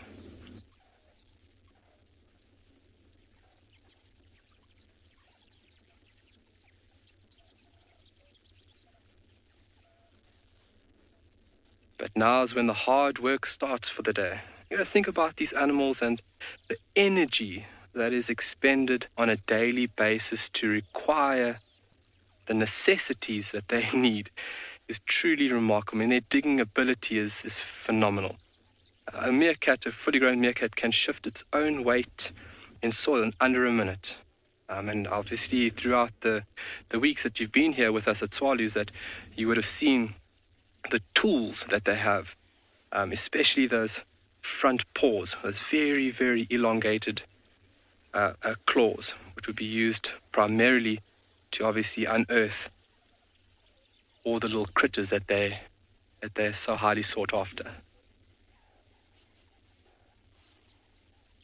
Another two on our left-hand side, and they're going to start moving off for the day.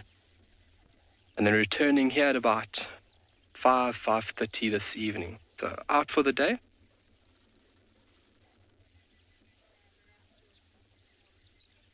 And then returning here for bedtime.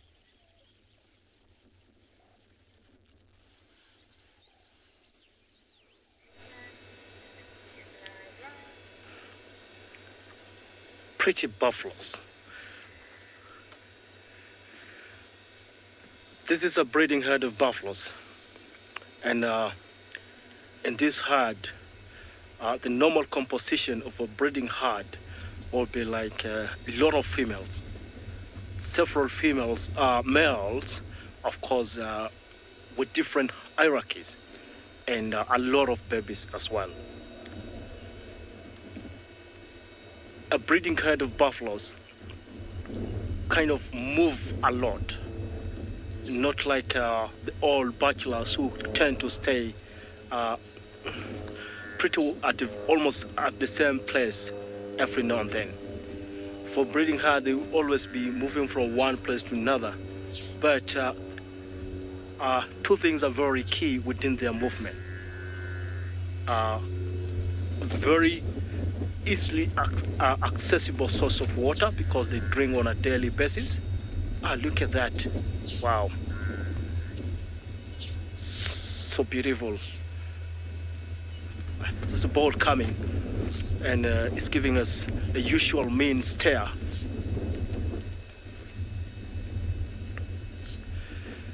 So two things are very key within their when they're moving around. Yes, it's so cute, and I think it's like, buffaloes got very good sense of smell, and you can see that baby kind of probably smelling us, and it keeps on raising her nose to get a scent of us here. Look at the normal associates, the kettle egrets. The two birds that I really admire and maybe I wish to maybe come back as one of them in my next life. A cattle egret and ox pickers. I really love to feel the experience of riding on a buffalo bug. As well, these animals are very aggressive. They've got the timber, and they got the muscles and the power. And this is one of the things that make buffaloes are very, very powerful and always a force to reckon. Lions are kind of the main predators, although charging or trying to attack a breeding herd of buffaloes like this is a tricky business. One thing with buffaloes is an attack to one of them is like an insult to the entire herd, and they're always willing and ready to fight back as a team. Oof, Mom almost dropped a poop on one of the calves' face. Right, for the buffaloes, they're really, this is a nice place for them to spend maybe the better part of the mid-morning grazing. It's what sort of a wetland, marsh area. So we carry on and look for other things. Wow.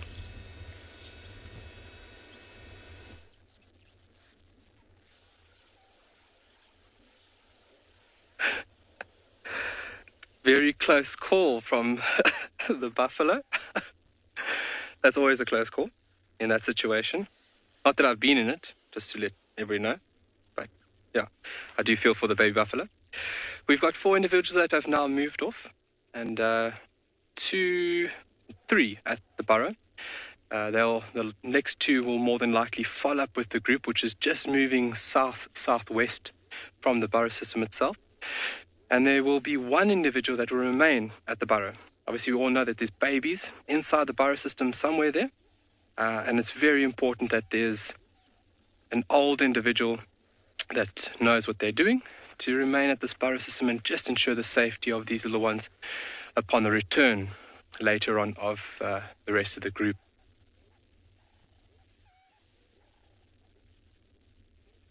Still, obviously, being very vigilant.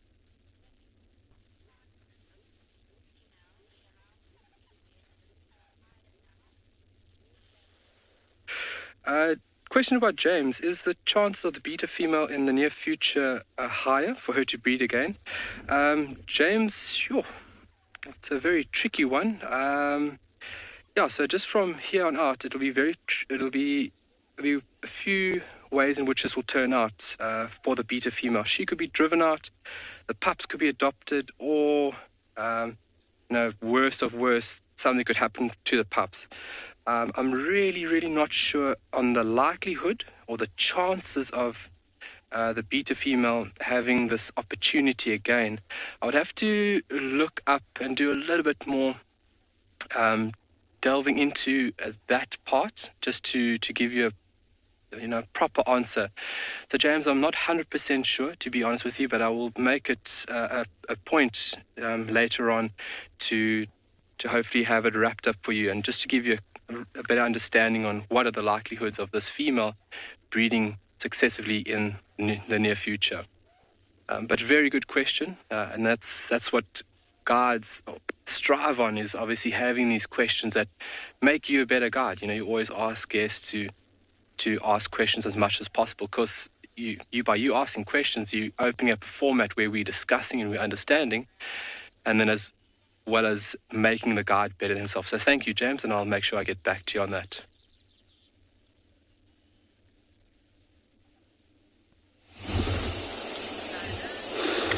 Beautiful. So meerkats are beautiful animals, especially they unite.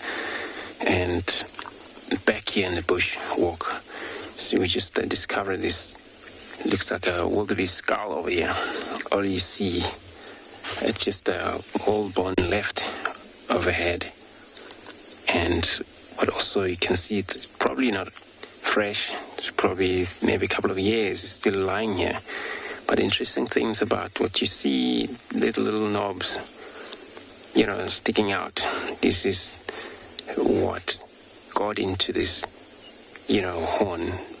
It's probably, it consumed on a horn itself, but not a solder bone, but only the coverage of the horn, which is just a normal horn. But it's called a horn mouth.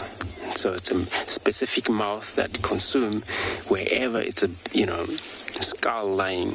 Could be a cow's skull, home, wherever in the world. You do have such a creature. And they're so tiny things, which then they're able to do that. And of course, it looks like it was a male wildebeest that died here. And then the horn is going to remain like this for many of years, and nothing can move it around except for the hyenas.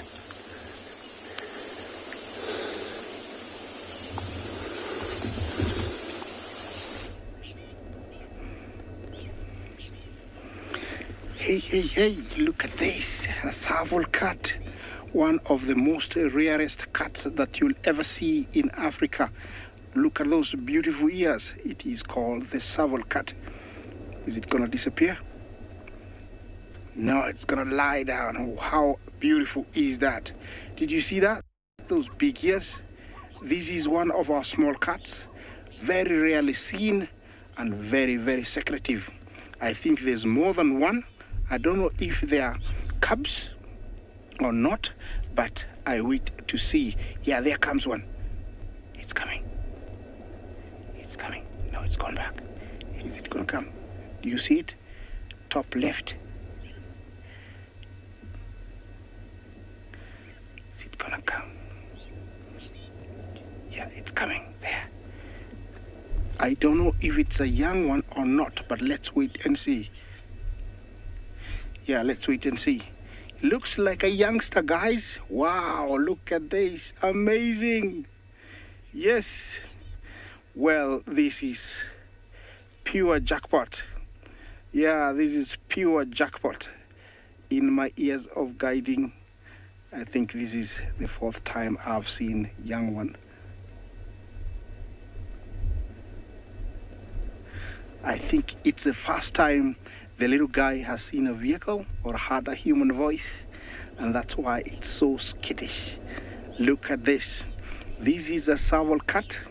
These are, it's a predator feeding on small creepy crawlies like lizards, mice, rats, birds, even small snakes, up to, scrub hairs.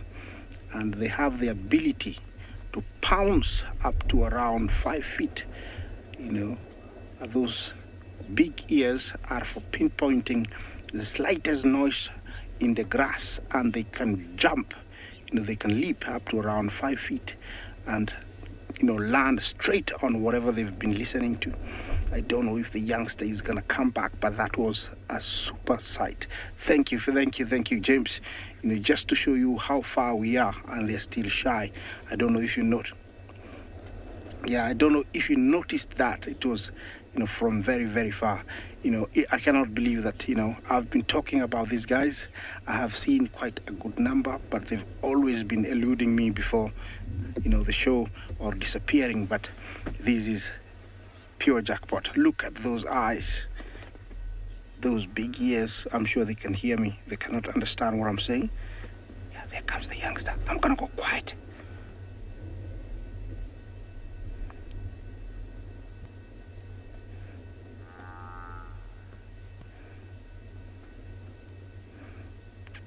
Yeah, look at that. So beautiful.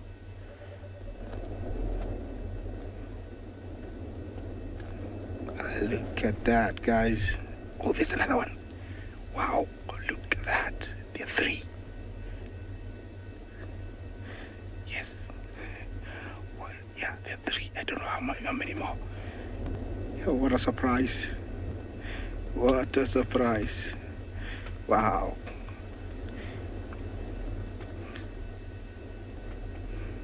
say much because they look like it's the fast vehicle they have seen, and that's why they're very curious. You can tell the youngsters, they're not used to vehicles.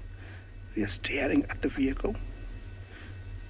They want to hide again because I'm talking. So I'm going to go quiet again, maybe for a few seconds so that you can enjoy this. It's so beautiful. Wow. That's a jackpot for me.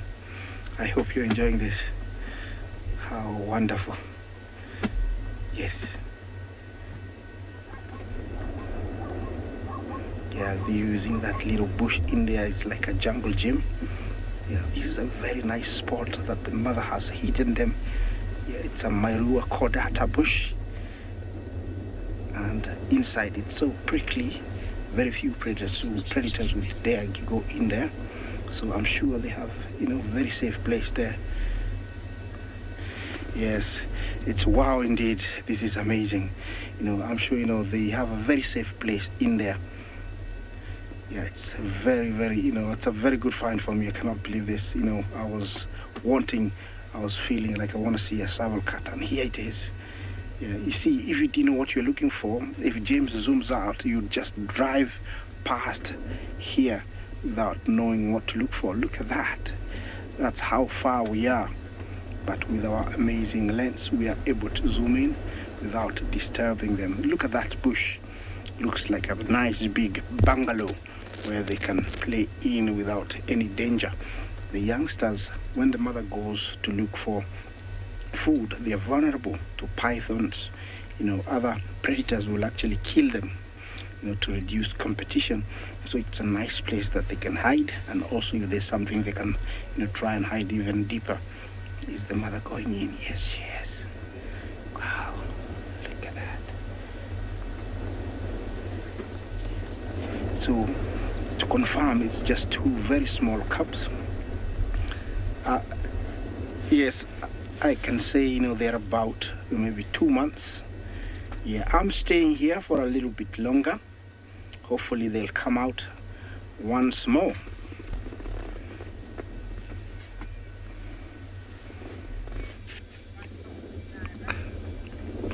Right here, welcome again to the MARNA.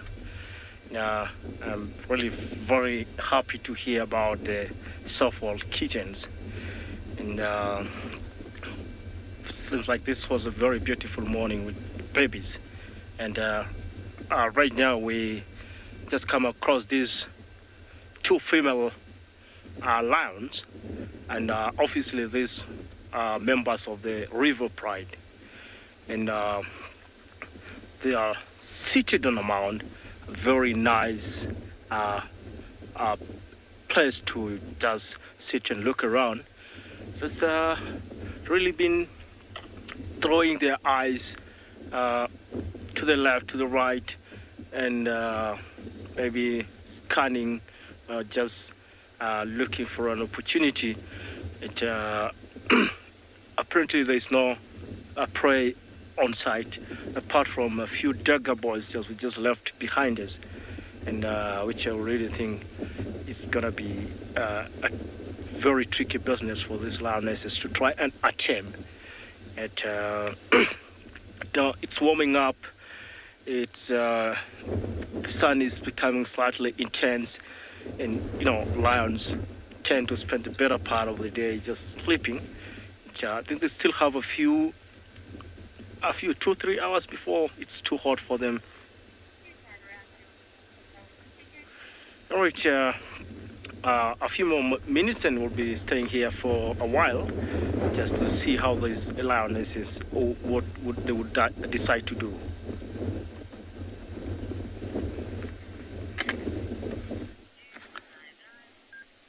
So we're actually also on the lookout for lions at the moment. And one of the other vehicles, they've found tracks, and they're heading in the direction of a waterhole nearby. On the way there, we found a nice journey of giraffes, and we decided to just sit here and see what they were up to. Quite a few impalas and even some zebras feeding with them in the clearing here. So often when you're when you're looking for predators and you're watching giraffes, they don't make alarm calls like the other animals or like the antelopes. So a giraffe will just stare. If they see a predator lying in the grass somewhere, they'll just look at it. Sometimes they even go closer just so they don't lose sight of it, because then there's a chance that it might be able to sneak up to them.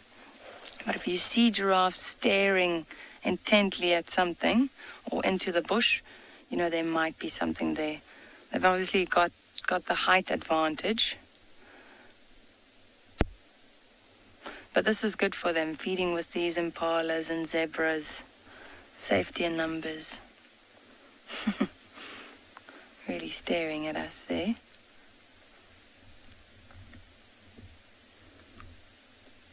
Ears are out.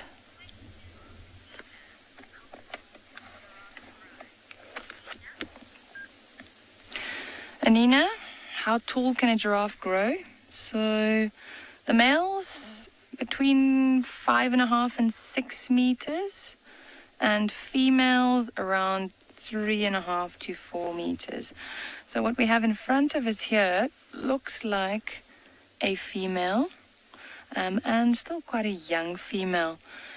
We just zoomed in on the head there. If we go back to that, you'll notice that those little horns, or the ossicones on the head, are quite fluffy.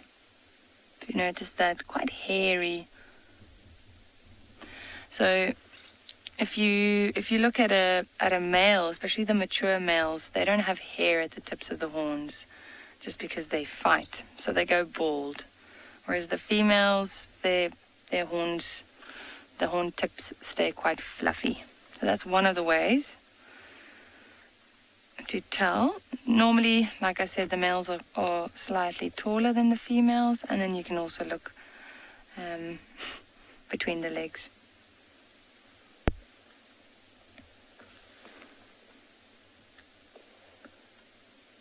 None of them are feeding, they're all just listening out and staring into the distance.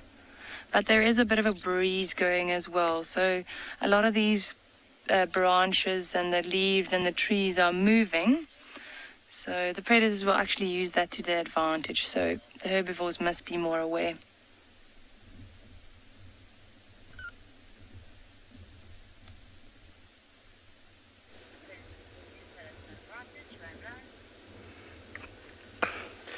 Right, we're stuck here, right between the two lionesses and a small tail of giraffes to the right. And the giraffes are pretty peaceful and calmly browsing. And the lions, on the other hand, on the right, are still relaxing and seated on the same spot. And, once in a while, they're looking at the giraffes. And, lions are the strongest predators we have around here, and though they tend to prefer eating some of the medium-sized prey that will probably not demand a lot of energy, at times they will attempt to catch some of these large herbivores, giraffes, buffaloes.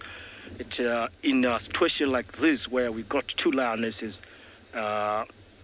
it's quite not easy for them to go after the giraffes or the buffaloes. The numbers are very important when dealing with bigger prey, especially a prey that is likely to fight back. Oh, look at that. Good-looking lionesses.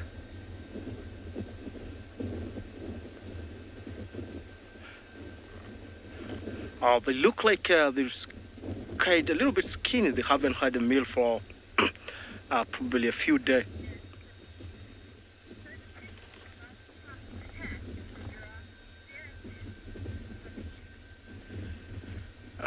Cassie, I beg that you come back with your question again.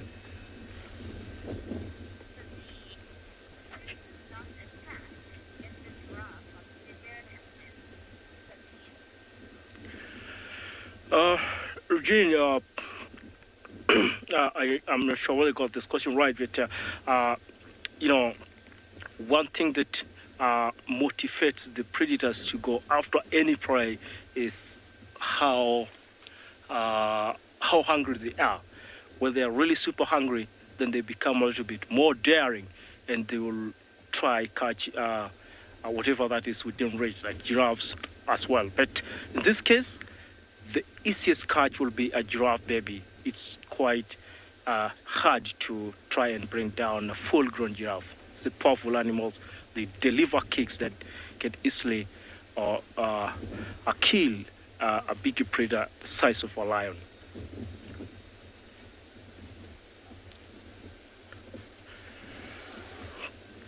Rich, okay, it's quite a calm moment here, and we'll carry on and probably come back after a few minutes to see whether the lionesses will still be here or they could have moved elsewhere.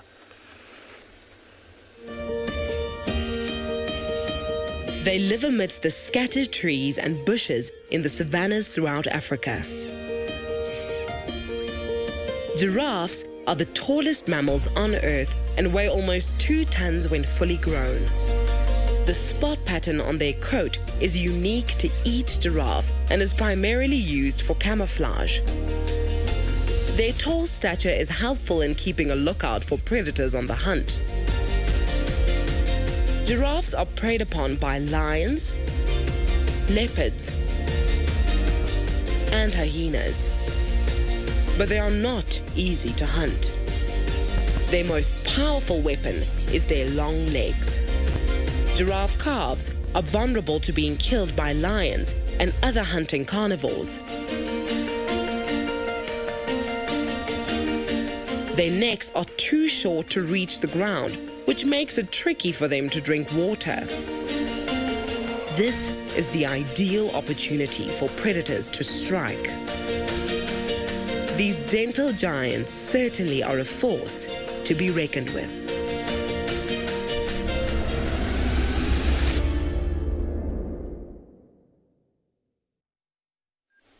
So we're still with this journey of giraffes, and we think the lions might be close. So most of them are actually staring into the distance. Like I mentioned earlier, the wind is blowing a little bit, so that makes it harder for them to hear what's going on around them. But as mentioned as well, they've got the height advantage, so they've got a nice vantage point.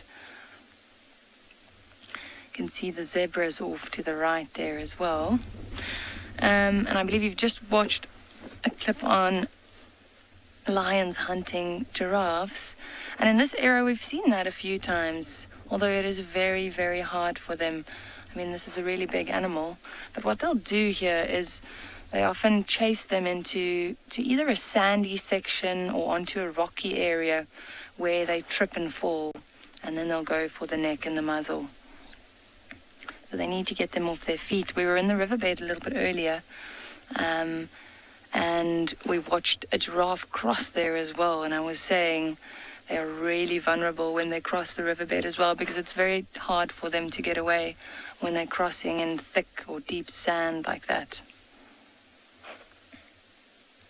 These ones, however, it's nice and open around them. So if there are lions around, they don't have too much cover. And then they also have the impalas and zebras feeding with them. And they will alarm call if they hear any predators.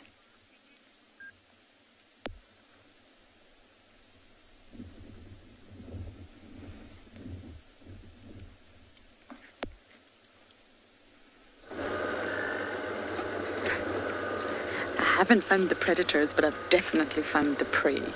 Now I just want to navigate carefully here. Hello everybody. Good morning.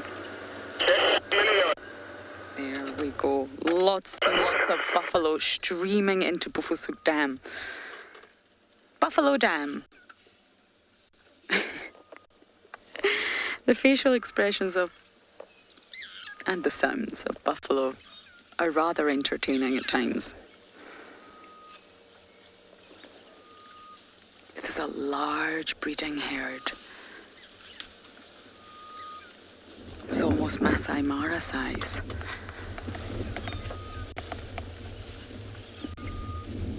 Now, the 4 boys from yesterday, the Inharu and the Mbiri boys, were said to head north. They haven't located them, but they definitely headed north as if going back into Bufosuk. I wasn't sure which direction they were going to travel yesterday, and it seems they've gone back up north. So they're still very, very much within the Avoca's territory. And I'm intrigued to see if and when they settle.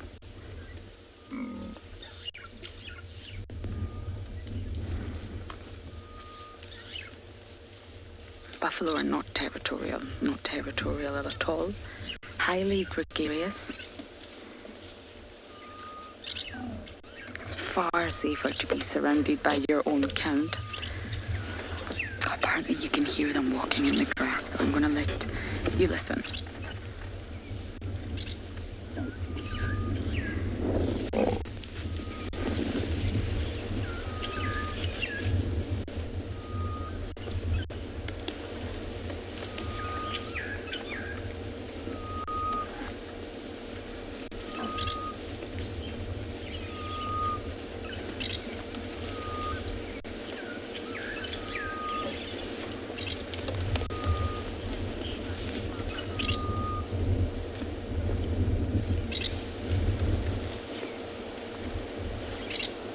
Kirsten's saying you can hear the bush right as well.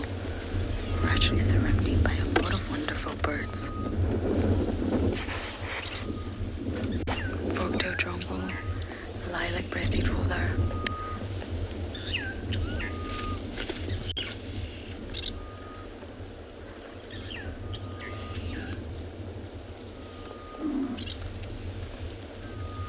I can't see the bush shrike though. I can only hear it.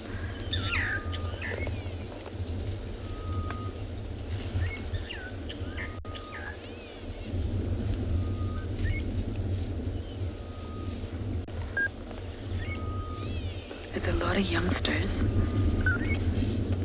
They're much lighter than the adults. Now, even if I wanted to drive, I can't. We are stuck behind this herd, so we're going to enjoy them for a little bit longer.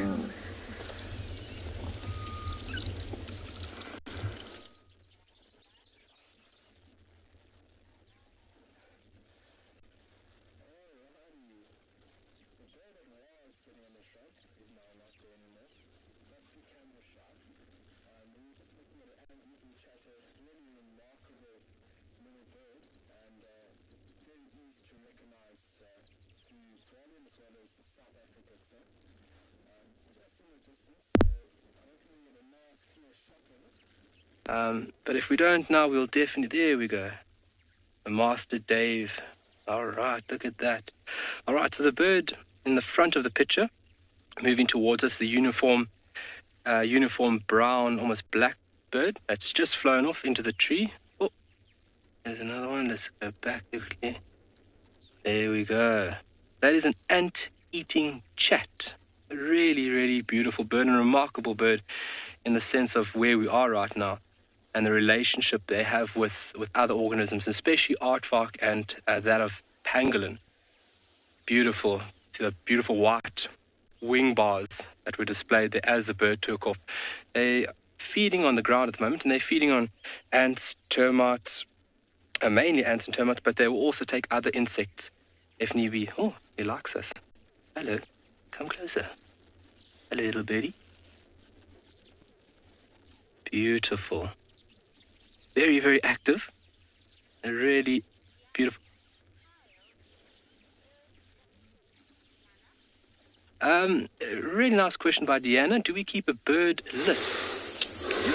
It's very important that we can understand the diversity of birds here on Tswalu, and then as well as recognizing birds that are moving through and just stop over. So we have a bird count of over 280 different bird species, and this is a count that has been accumulated over a period. So it's not the constant number with on Tswalu. This is birds which have just been recorded. Yes, so 280 odd different bird species have been recorded on this beautiful property, this arid environment. And this is a very prominent individual which is seen on quite a regular basis. And a really interesting one, like I just said, with the relationship with aardvark and pangolin. In the winter, we could actually rely on ant-eating chats to find active aardvark or pangolin. So in the winter, when resources become very low, they'll actually focus on these larger mammals to actually have a bit of food here and there. Obviously, with the lack of insects that drop down through the winter period, these birds will actually rely and follow an aardvark or a pangolin day after day and actually feed off all of the debris which has been left behind by this animal. And it's remarkable to think about the relationship they have with each other. So the aardvark obviously is digging up a lot of ants and termites, and then this little bird then obviously utilizes that. But the bird can also be an early alarm system for an aardvark if there's a potential predator within the area, which is very cool. But a really nice bird to see and very prominent, and also nice and easy to start off the morning's birding session. Yeah. So male and female look quite alike. A uniform brown, it's dark brown. Looks back, and there's telltale little signs, but we'll take a look at that in a bit of a later stage.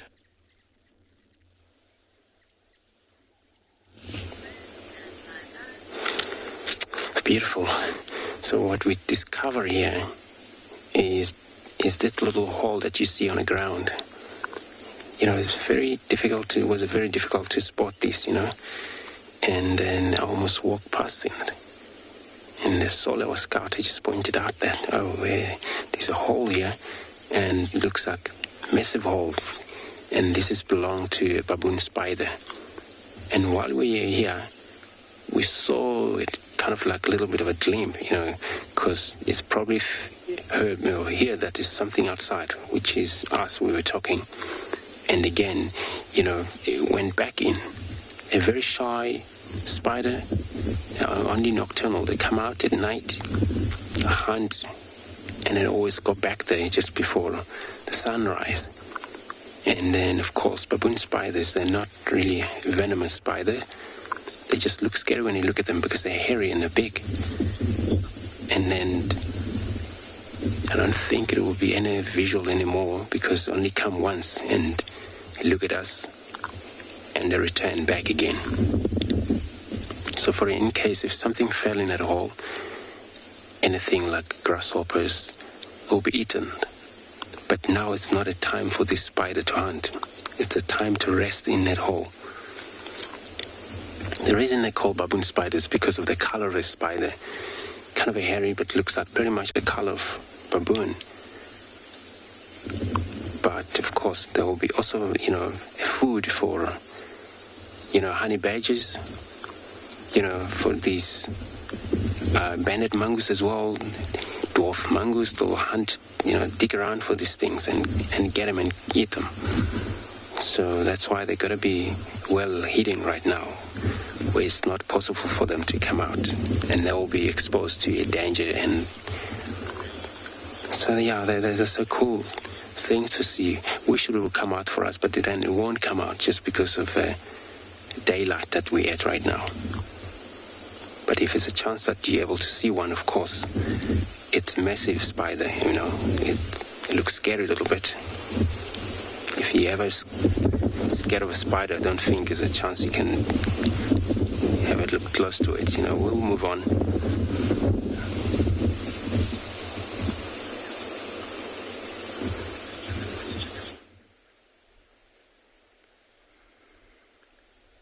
Welcome back to Ambient Pinde, everyone. We have managed to find the two male cheetah that we were with last night before sunset, and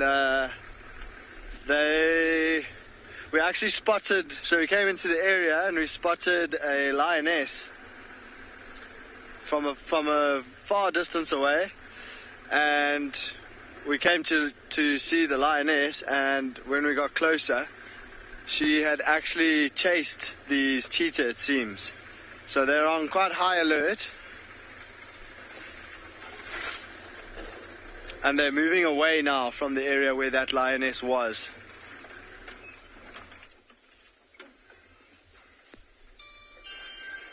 Ow. Sorry guys, our signal keeps dropping this morning. So they're just trying to move away from the area where that lioness was. And as they move, they're stopping and just checking. See, they've still got very full bellies. These are the ones that yesterday afternoon finished off that Inyala and were looking like they had beach balls in their tummies. They seem to be settling down here for now, so I'm just going to go around to that side and we'll have a look if we can get a view.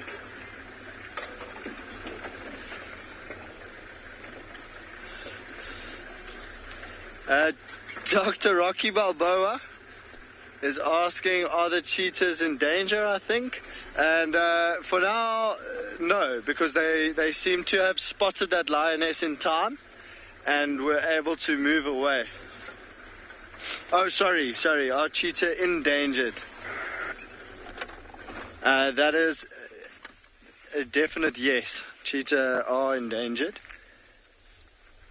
Their habitats and areas where they can live are threatened by people, of course, and they as a species have a very small gene pool, and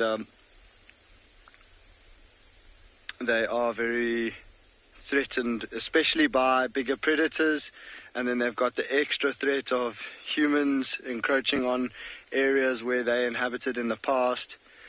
And so yeah, cheetah are definitely an endangered species.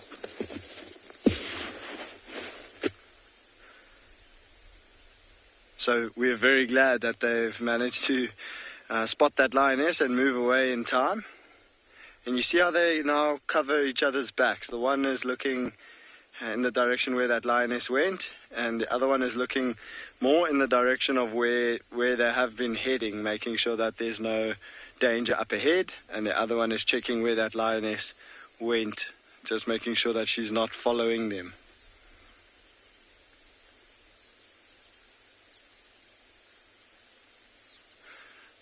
So for now, we're just going to sit here with these cheetah, see if they settle down here or if they maybe keep moving.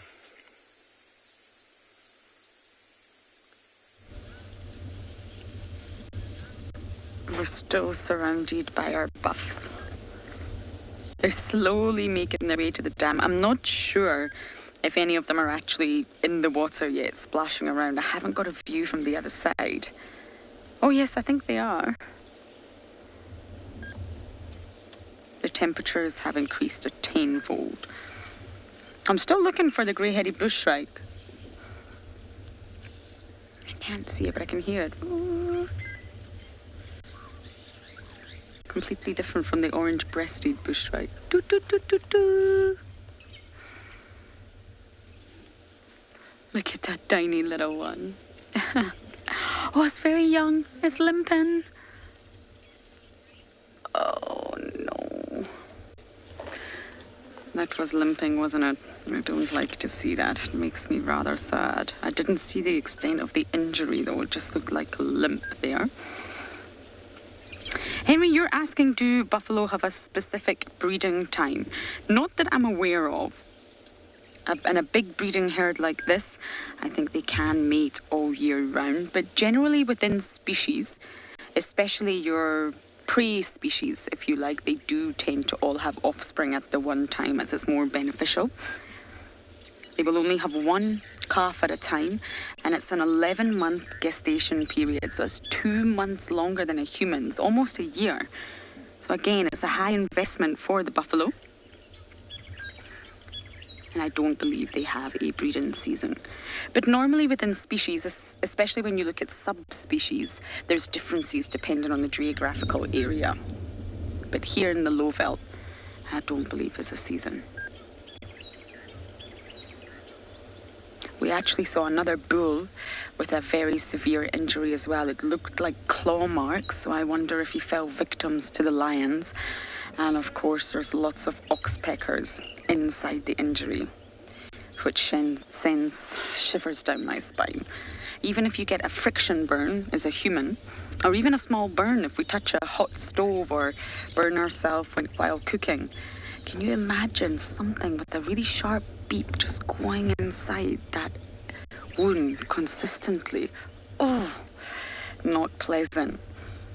And that's what it must feel like for the buffalo. It's an open wound. And you've got a bird going inside that wound. It can't be pleasant. So hopefully we'll be able to move soon and get a view of them in the water.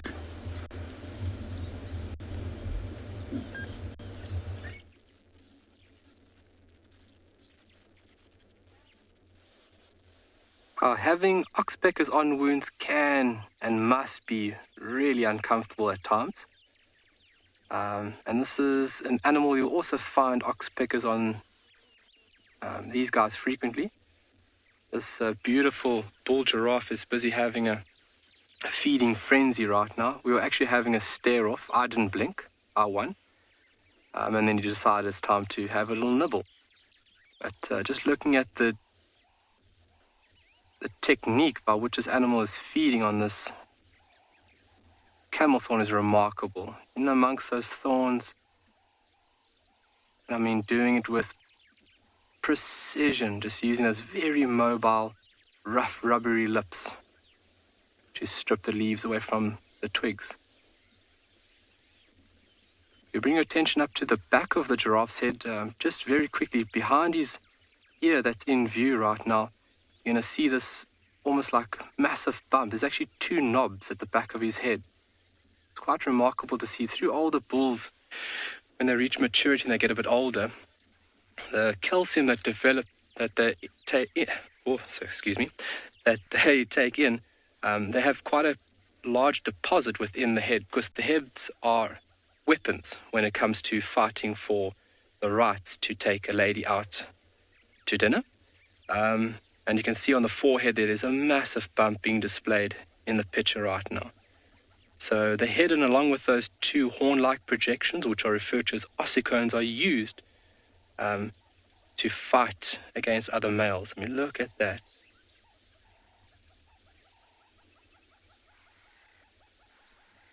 Very mobile lips, and he's got hundreds and hundreds of tiny little hairs around that mouth that allows him to feel where those soft, juicy leaves are. And you can see the structure, even the design of the skull enables this animal to get nice and deep into these tricky trees.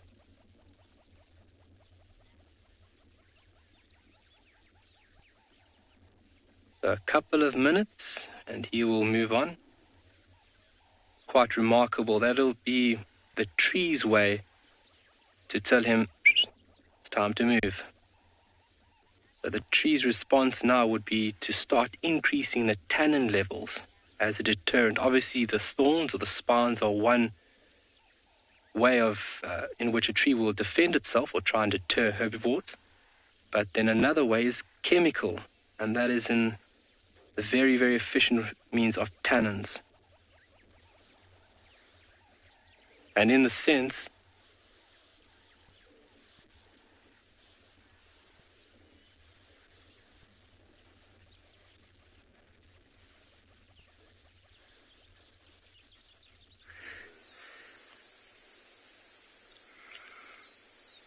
Welcome back to Ambion Pinde, everyone. The cheetah have just settled down, and a warthog, quite a big looking warthog, has just arrived at the scene. Now, these cheetah did eat that inyala yesterday, and so it's not likely that they will hunt, but also not likely that they will hunt a large warthog like that. You see how the warthog has frozen. It was walking slowly across that gap, and then it froze.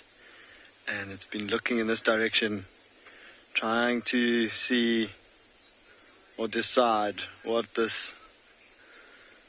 Oh, there we go. He's decided against carrying on. And just to quickly go back to Dr. Rocky Balboa, the cheetah's status on the IUCN Red List is actually vulnerable, so it's not endangered, but a lot of people are calling for it to be listed as endangered as opposed to vulnerable, just to clarify. But I've seen warthogs chase cheetah, more especially females. Big warthogs chasing a female cheetah and cubs. But these two males are quite big, and I think that's why that warthog decided to change direction, go the other way around.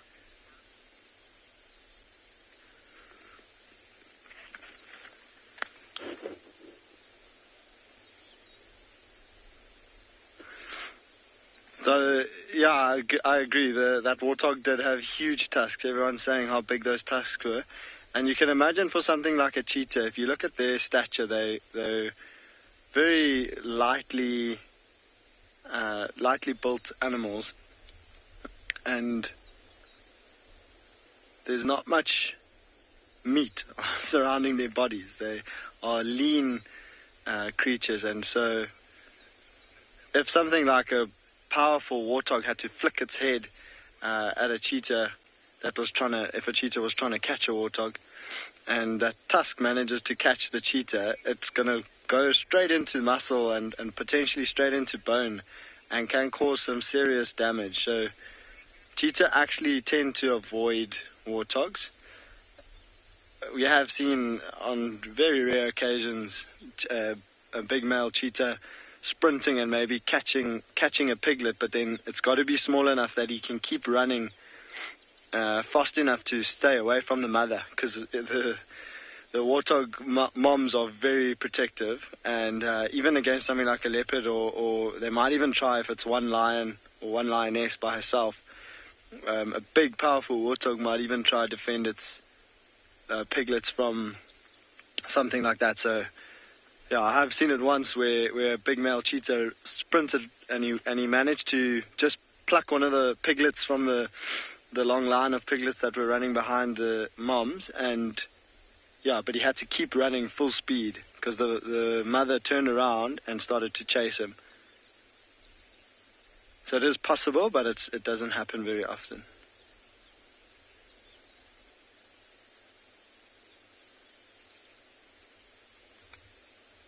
Seems like the cheetah have settled down. We'll maybe try and loop around and see if we can get a look at their faces, because they're now both facing in the direction where that lioness last was. So we're going to stick here for a little bit.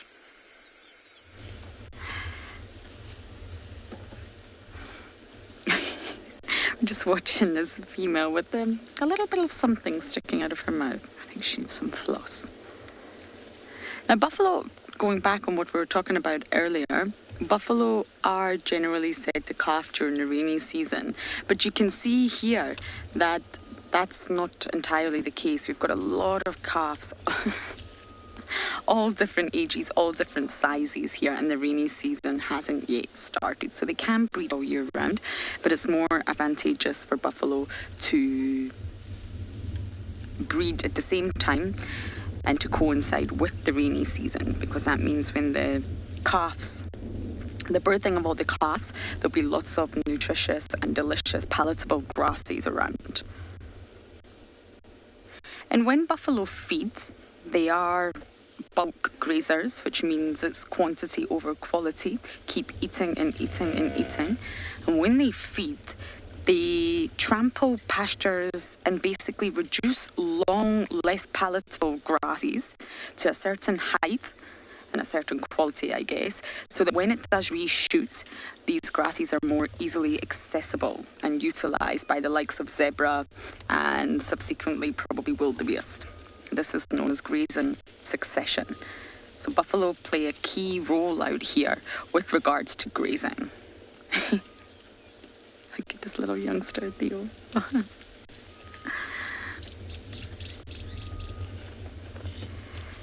So talking about them eating, they are also very reliant on water. They need regular access to water, and we're at Buffelshoek Dam right now, and they drink daily. And this is because they are bulk grazers. They need water to help digest. So I want to give you all a quiz. And in a mere minutes at a water hole, let's say 2 minutes, how much water can a buffalo drink at once? Is it A, 12 litres? Is it B, 35 litres? Or is it C, 50 litres?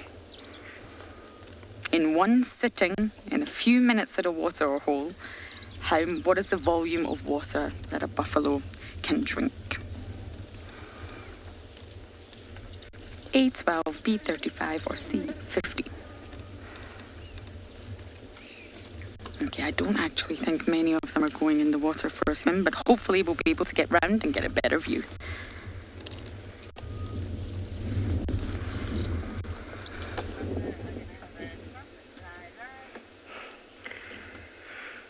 Right, welcome to this bit of necking action here. We found 2 separate pairs of young giraffe males, and both of them seems to be engaging in a necking. Doesn't really look like a proper fight, but probably a friendly tease to try and establish who is powerful than the other. And this kind of slowly escalating to some really pushing, neck twisting. Look at that. So giraffe males,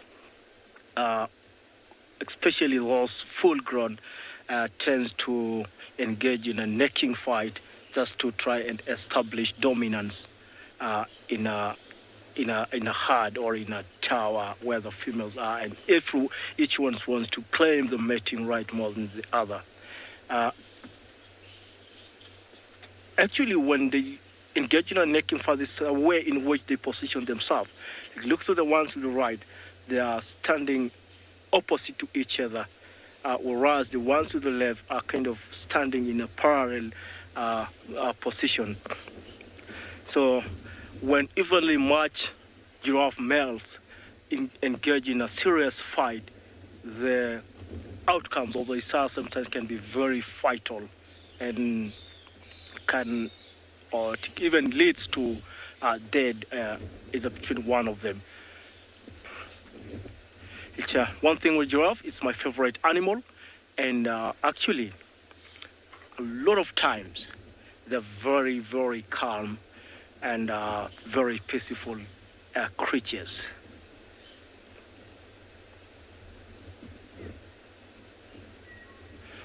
So when they do necking, they tend to deliver or aim their blows.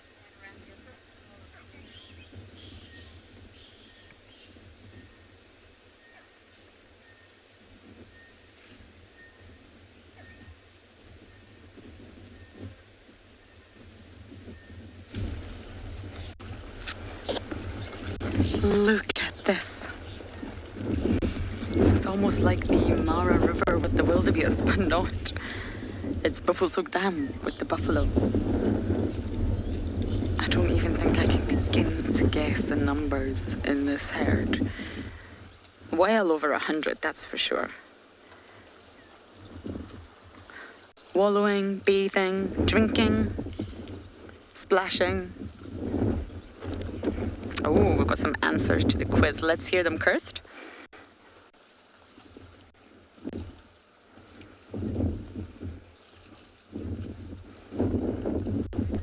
Catherine, you say B, 35 litres. Okay, let's hear some more.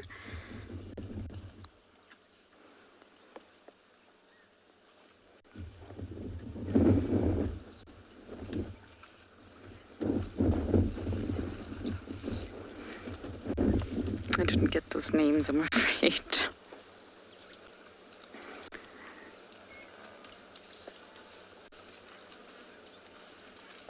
Bat, you say C, which would be 50 litres. Okay.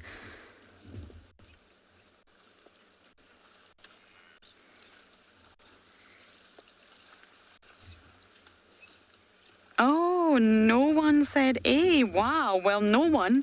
You were all correct on that aspect. It's not A. And Catherine, at 35 litres, you are correct. So we see this individual drinking right now. In a few minutes, if that, they can consume or swallow 35 litres of water, which is a huge volume, and it's directly related to the way that they feed in their digestive process. They consume a lot of sort of organic material, a lot of cellulose, and they're bulk feeders, and therefore they need water to assist them digesting. So it's not quite 50 litres, but it's still a very high volume at 35. And in saying that, they're huge animals. I mean, the males can weigh up to 800 kilograms, and the females just slightly under that at about 750 kilograms. So extremely large animals with long lifespan. They can live up to about 23 years. And they need lots of water in order to survive.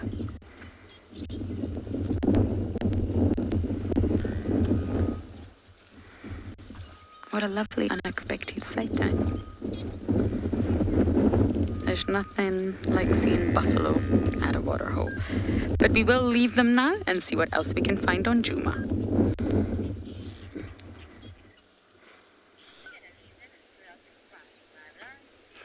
All right. Those are an interesting setting here where the baboons were seated on a dead wood, just grooming themselves. Apparently, the giraffes are just very close to them and can actually. All right, that's good. Look at that. Giraffes very close and they're still engaging in that kind of a necking, friendly fight.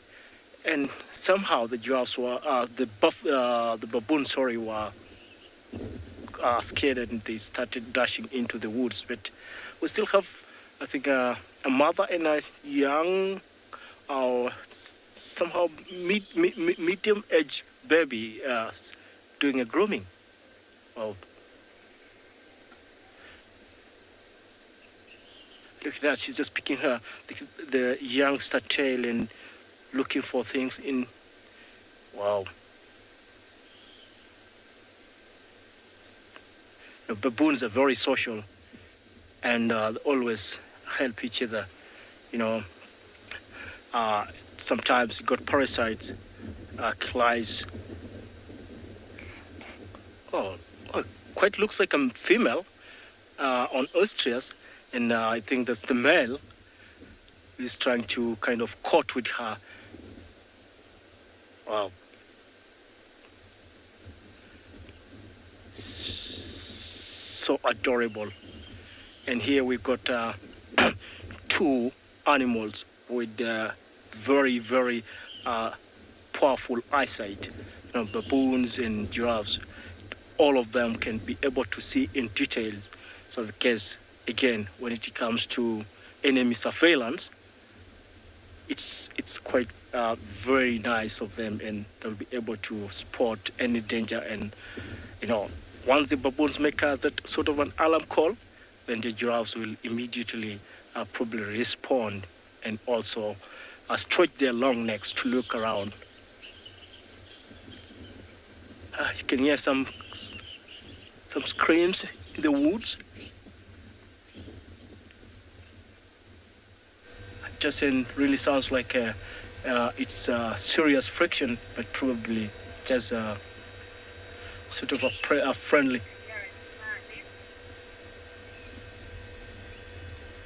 Or baboons slowly walking into the woods, very close to the giraffes. I really wish I would one time get an opportunity to get that close to a giraffe on foot as well.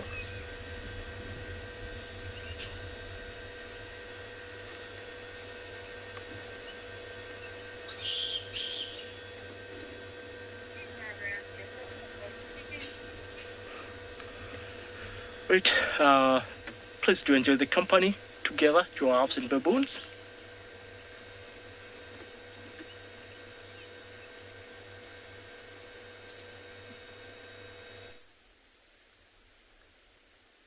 Welcome back to Pinda, everyone. We've just repositioned, and this one brother has gotten up, and he seems to be convinced now that the danger is gone. That lioness, there was another ranger that was following that lioness, and she has moved quite far away. And so these cheetah seem to have relaxed quite nicely. They feel quite confident that the danger is gone. And they've found a little bit of shade under that tree. Now, with their full bellies, I think they're going to be quite content to rest here for the day.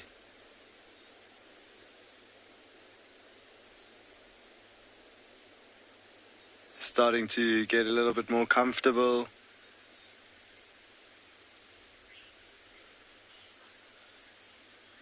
Harley Guy is asking if there is such a thing as rabies in the bush, and there 100% is. There's definitely rabies in the bush. Things like vervet monkeys can carry it, bush babies, genets, they can all carry rabies. So you don't want to get bitten by any wild animal, because a little nip like that can definitely give you rabies. I haven't heard of it making its way to larger carnivores like cheetah and lions, but I think wild dogs can get it as well. But yeah, the smaller ones, that because it's usually transported from domestic animals to wild, through animals like rats and mice, and then it gets into the game reserves as well. And then people, at campsites and at lodges, they try to get friendly with the little wild animals that live around the lodges and maybe give them a little bit of food, which is definitely the wrong thing to do. And every now and then they get a little nip. And that's the last thing you want, because, it's very possible that one of those little wild animals could be carrying rabies.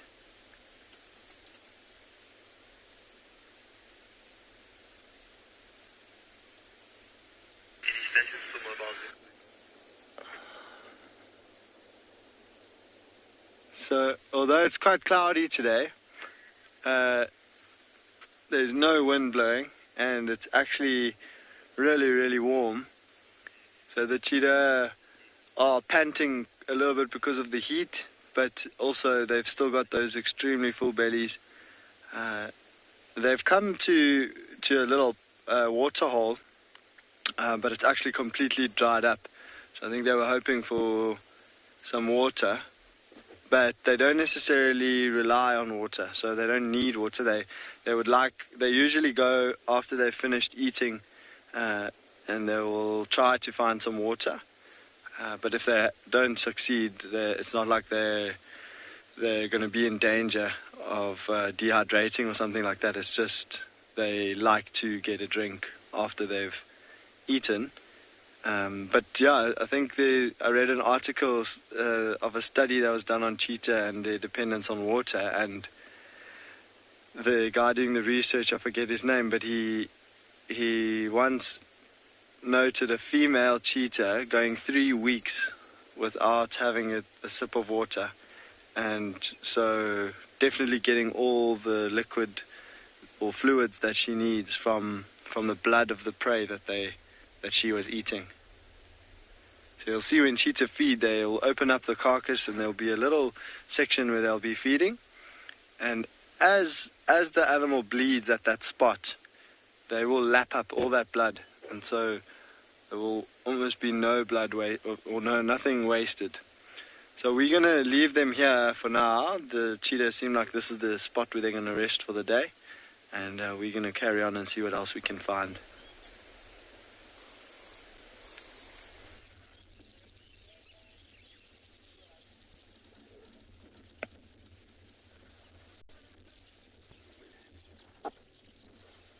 And look at this. The amount of flowers being produced on these beautiful bushes now is absolutely fascinating. Not only really good to look at right now, changes the total aspect of this bush. This is blackthorn, and they are in full flower at the moment. And this has been maybe about 2 weeks where we have had this dramatic emergence of these flowers. And the prolific state of them shows you how successful this tree is. I mean, the amount of flowers will obviously later would be a lot of seeds, and then from there, seed dispersal. And they'll be using multiple vectors, from flies to ants, beetles, bees, you name it, will be in and around these bushes, obtaining pollen, and from there, spreading the pollen from bush to bush. And as well as just around us, as Davis just showed you now, it just changes the view of the landscape, giving it this nice, beautiful white finish across the landscape. Easy to recognize, nice pom-pom-like little flowers. And before there are flowers, you'll see these little red bud-like protrusions. Question there from Sean, is the rainy season coming up? Sean, yes, it is. We have an annual rainfall which falls in summer between 200 and 300 millimeters, give 200 to 400 millimeters per annum, and we are within the summer rainfall period.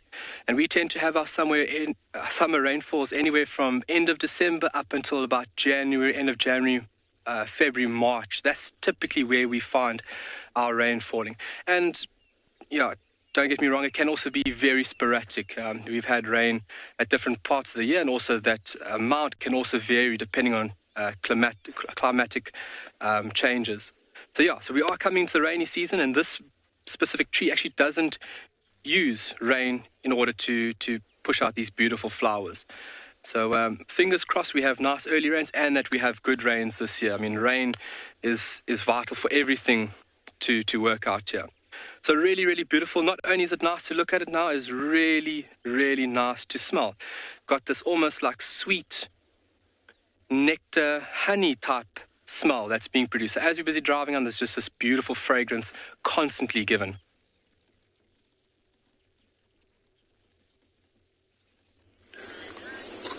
Indeed, beautiful flowers out there, and some flowers do definitely smell like honeys, especially in this spring. And what we come across here, beautiful wildebeest right in the background, and what you notice is that they don't really feel threatened by us when we get in this position, and they were still remaining the same. But of course, for them to alarm call, that's what they do. And especially they have sight on us, and it's so important, unique of experience that, animals a lot of time when they have a sight of a danger, they don't really feel threatened anymore because they know where the danger is. But they will be worried too much if they could get an audio of lions but don't see it, and then all they feel is like, what happened if the lions are close by to them? So when they're not sure about the distance, this is what makes them run away from the scene right in the middle. So this is called blue wildebeest. It's kind of a wind is picking up.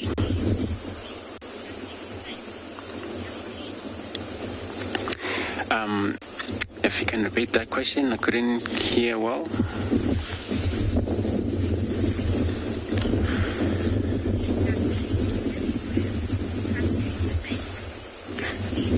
Jacqueline, yeah, well, a bushwalk can be slightly different as usual.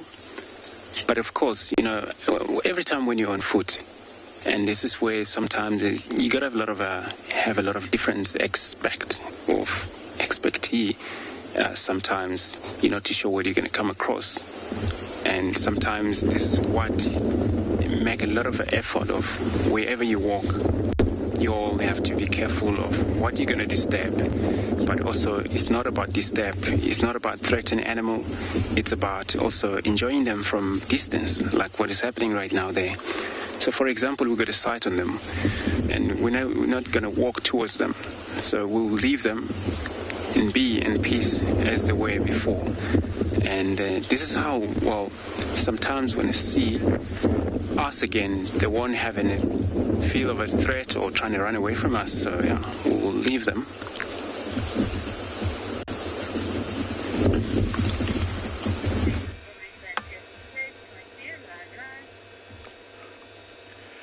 All right, you're welcome back.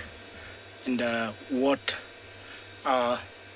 started like a friendly play is slowly building up to sort of a really vigorous fight between these two sub-adult giraffes, males.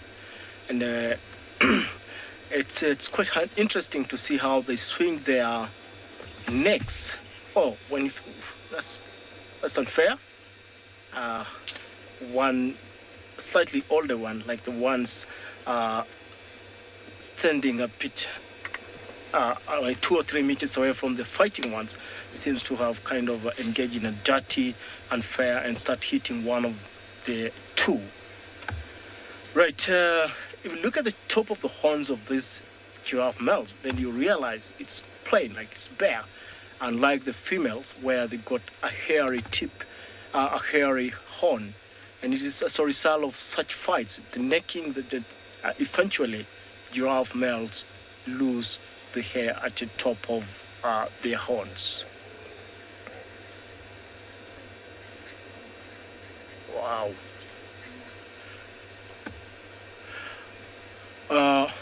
Some 2 years or 3 years ago, there was quite some news that were disclosed by the International Union for Conservation of Nature about giraffes specifically in Africa. And the statistics revealed that giraffes are seriously declining. Like over the last 3 decades, we've nearly lost up to 50% giraffe population in the wild. This is a very big concern, and it's high time that we probably try to redirect our efforts into more conservation of giraffes. Now, these are very elegant creatures, and we feel very sad.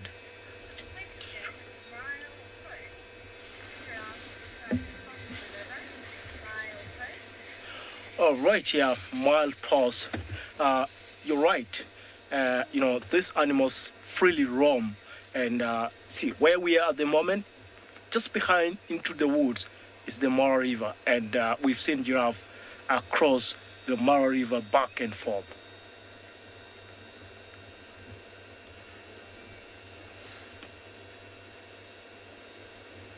Right, so I was talking about the status of giraffes population. Right, this is gonna take a while. Maybe this fight is not going to be resolved anytime soon, and I'm gonna drive and try to look for other things.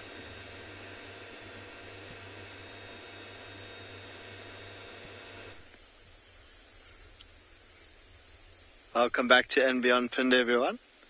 And we found ourselves a Warburg's eagle.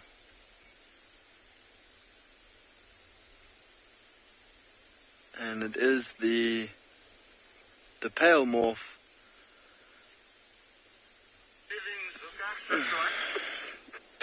plumage of the Warburg's eagle. Now, we're not far from those cheetah, and we actually heard the calling, or heard a raptor sort of calling, and we managed to look with our binos and spot them. And there was actually another one here as well, and that was the dark version of the Warburg's eagle. And it seems like we have a pair here, and they have got a nest. And it was this lighter one on the nest, and the darker one came flying in, and they fed on something, whatever that darker one was able to find this morning. they fed on something for a little bit, and then the darker one flew off. So I'm curious to know whether there's an egg in there. I don't think there's a chick yet, because we didn't see any little head pop up, and we didn't see the adults feeding anything, or looked like they were feeding anything. They just fed a little bit themselves. And now this one is just perched off to the side there, and I'm thinking this is the female.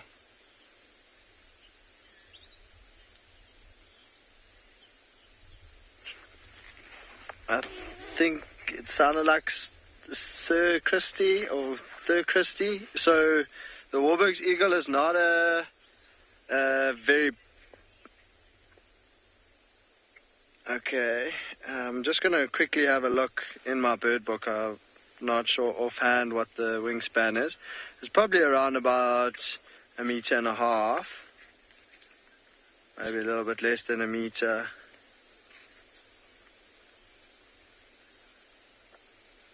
Okay, so in my book it says that the Warburg eagle's height is 58 centimeters, but it doesn't give us a wingspan here. But I would probably say that the wingspan of a Warburg's eagle is probably between 1.3 and 1.5 meters. They have got quite broad, short wings, and they've got a very thin, long tail.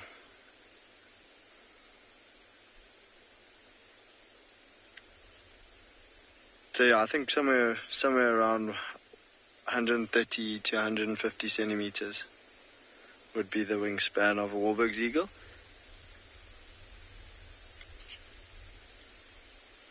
So we are going to move on. I think she's just going to preen her feathers a little bit longer, and she might also set off and see if she can find anything for the day today.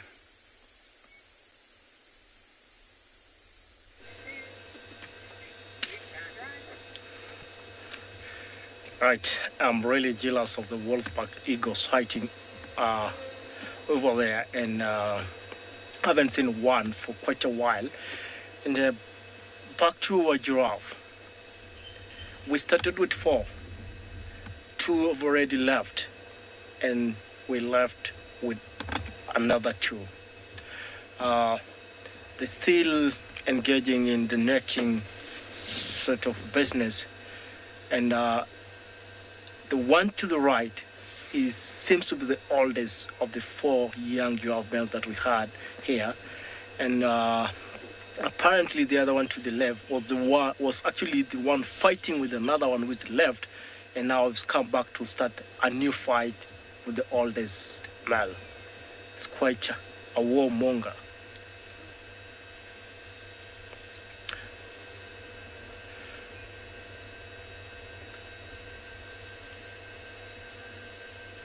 Oh, it's almost gone into the eyes, you know.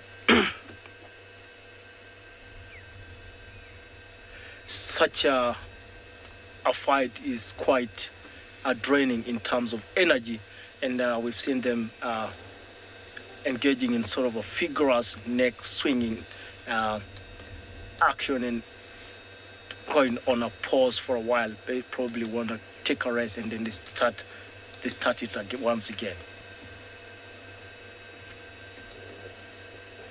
I don't really know what the dispute here is. You know, a lot of times such fights occur in a situation where there's a journey or a towel with females, and these males will be engaging in such a fight just to establish dominance and claim the mating right. But here, there are only 2 of them now, and obviously there are no females around to try and claim the right to mate.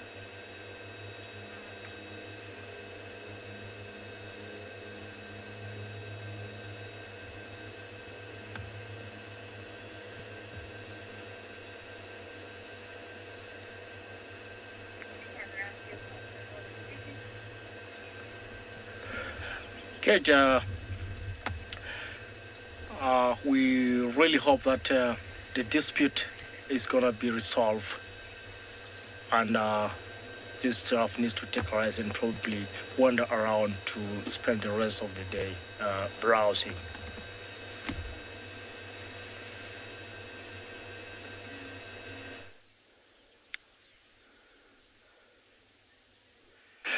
Wow, so looking at these flowers and talking about different vectors, take a look what we have just found on the blackthorn flowers here. Get ready to be mind blown. All right, David's going to get us nice and close.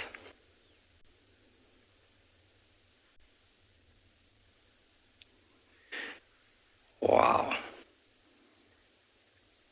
Beautiful shiny colors, elongated body, and they are just all over these blackthorn flowers. This is a rainbow shield bug.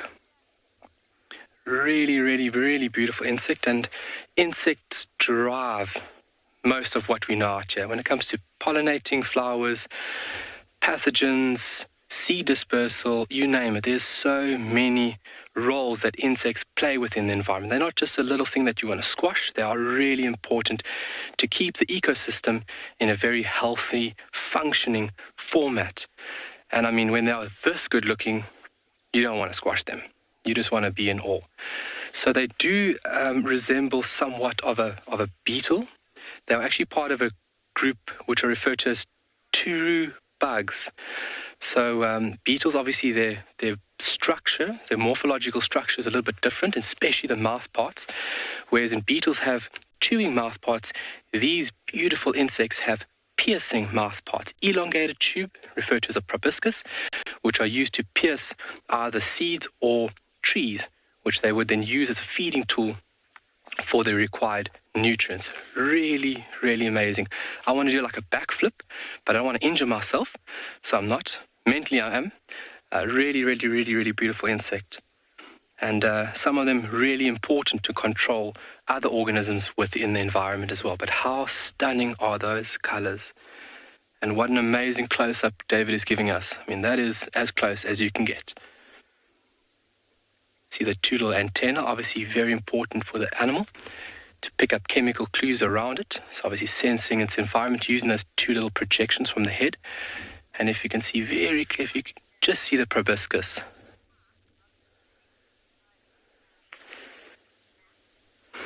A great question there. Sorry, I didn't catch who it was from. Spas, great question. Is it part of the stink bug family? Yes. And you can see from the head and as well as the varied shape that it is part of the same group, Hemiptera. True bugs. Very, very, very amazing insects. And very cool that you know that. It's related to the stink bug. See, the stink bug has a bit more of a shield, and hence the name shield bugs. It's got a shield carapace, where the common name comes from.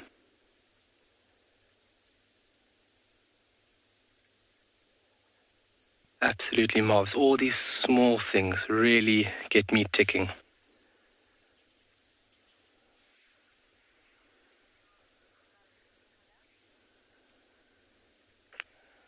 Yeah, it's like you dropped the little insect in metallic paint and got creative. I mean, they are super, super shiny. They can resemble that of jewel beetles, and obviously jewel beetles, they are beetles, but the color and the patterning, one can get confused and say it's part of the beetle family. But true bugs, really, really amazing to see and super, super beautiful. You can see as David moves, they move around on the other side.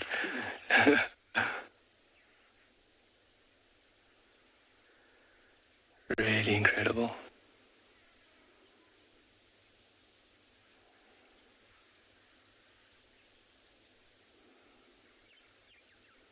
Oh, a lot of movement there. Wow.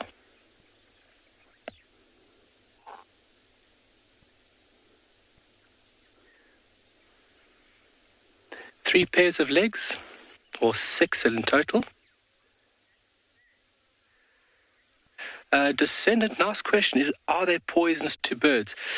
If you look at coloration, when it comes to insects especially and other animals, coloration is a very, very important tool on how an animal will deter or evade from being predated on. So colors like this, nice prominent green, you can see a nice distinctive red stripe running down the side of the animal's body.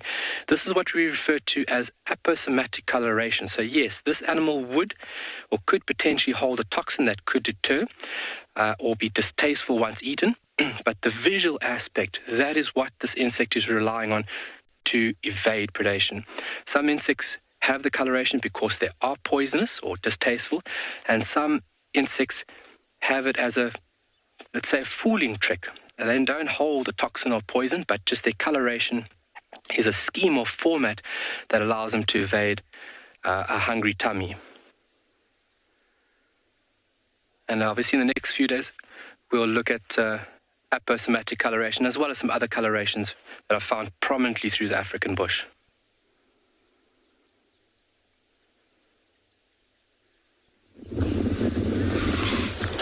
Beautiful.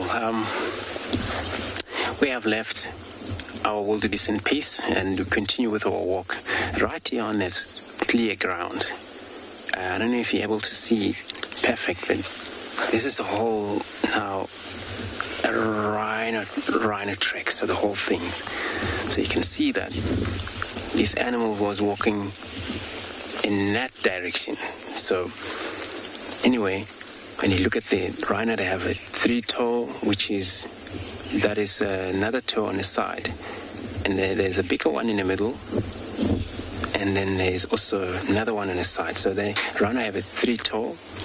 So of course, you don't want to follow a hippo, then you're not following the same animal you're looking for. The hippo, they have 4-toe, and a rhino.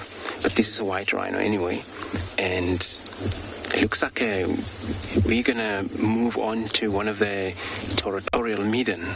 That rhino, he was probably approaching in his territory to actually activate, but also making sure there's no conflict. This is what territorial animals own about, So their territory, it's much important for them to able to communicate with the same species of animal that might try to dominate in the area.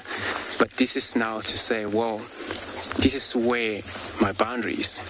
So if that other animals arrive in this scene here we're going to talk about, this other rhino will know exactly this area has been taken already. But when you look in this midden here, you can see clearly this the whole things and all the poop. Could be not the same rhino, but this midden has been going for many of years, looks like it. You can see all the disturbed of the soil. This is when the rhino defecate. What it does, it actually come to this position, this dominant rhino, and you would face this, the sideways from this side and then poop here.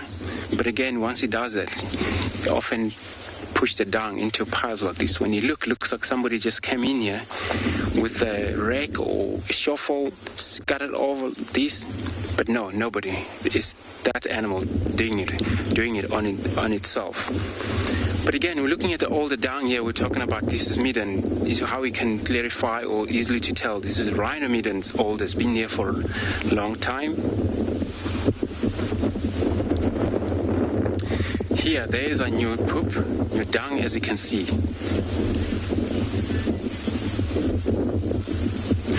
So, other animals that, no other animal we use this specific midden here, and except for dung beetle coming and consuming the dung.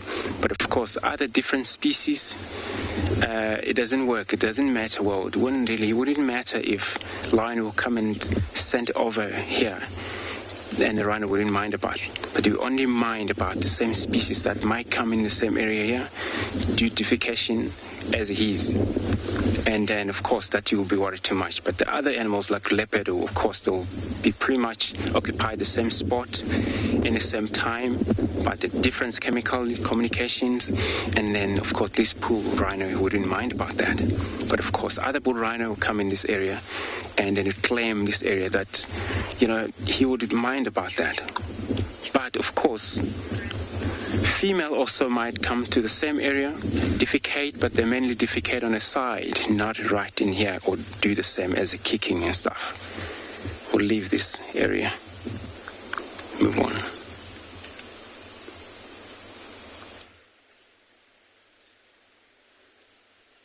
Welcome back to Ambion Pinde, everyone. We've managed to catch up unintentionally, actually, with the lioness that interacted with those cheetahs earlier on. We've come out into the open grassland areas where this pride spends most of their time. And she has moved quite a considerable distance from where we first saw her earlier, where she sort of interacted with those cheetah. And it's quite amazing that she's actually still moving. So what we're going to do is we're going to stick with her because perhaps she's looking for the rest of the pride, but she might also still be hunting. She knows that now, this time of the day, the warthogs are starting to come out and feed a lot more. And so her tummy looks quite empty.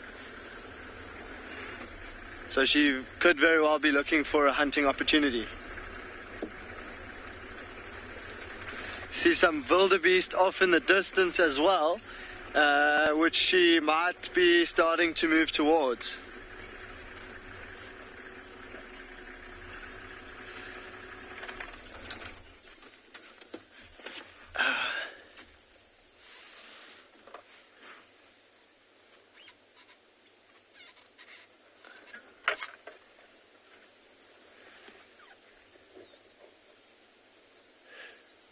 So for now, I'm just worried that you see there's a warthog right in front of us. And she has spotted the warthog. So we're going to stick with her. I'm just worried if as we go down this hill that's in front of us, you might lose us. The warthog is running. So yeah, we're gonna stick here a little bit and see what happens.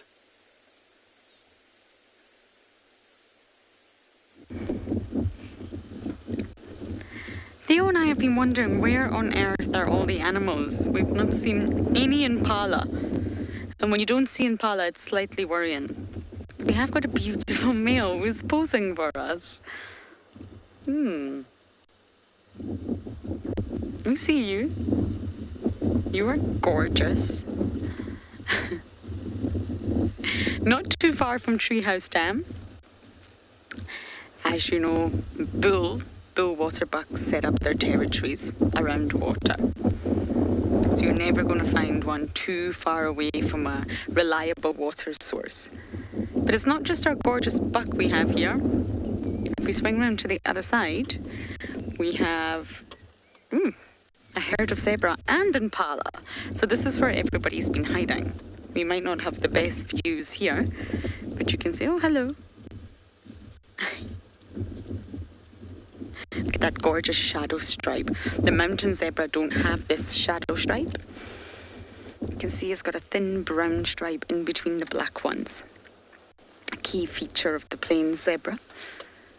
And the impala are just off in the distance. I don't think we can give you a view of them.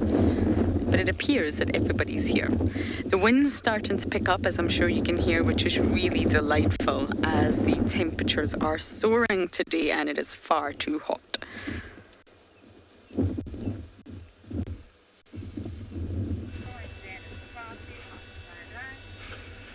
Right, this is just so beautiful. Even for the giraffe way back over there, is keeping a stare, probably enjoying the elephants walking as well.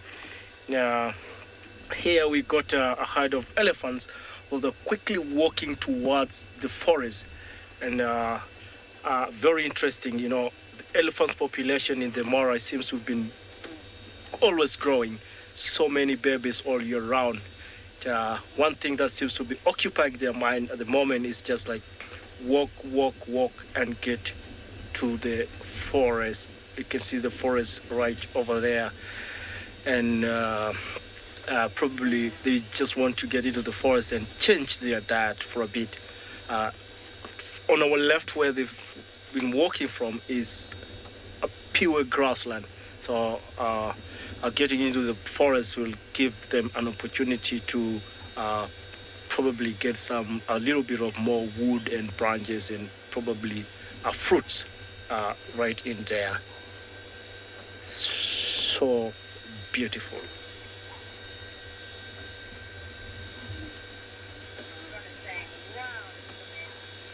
Yeah, I agree. It is such an amazing sighting here. You know, watching these majestic giants is always adorable. And we are almost losing them. You know, yeah, just like almost getting into the forest. They're really close. And I think they also, the MARNA River is just right in deep into the woods, and they're gonna get there, probably have a drink.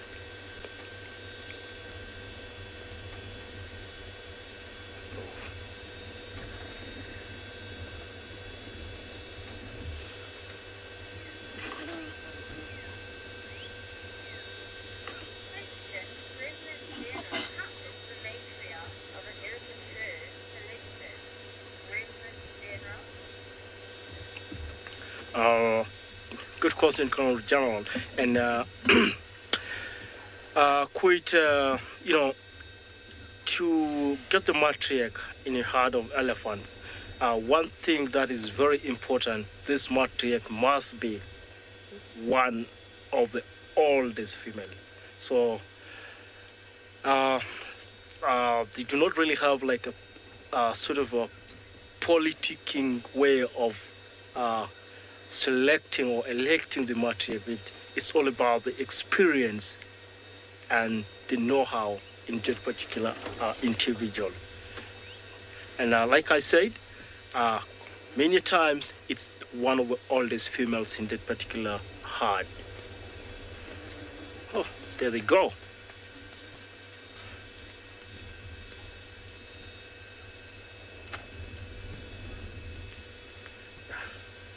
Actually, right, they're quite a long way from us now, and a lot of them have already gone deep into the forest.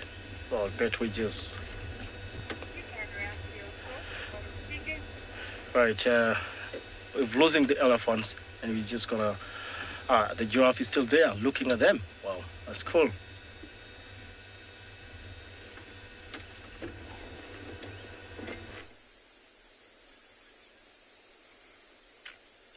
Welcome back to Ambion Pinda, and we've managed to descend our hill and loop around to the front of this lioness, and yeah, we've got quite a nice view of her up on the hill there.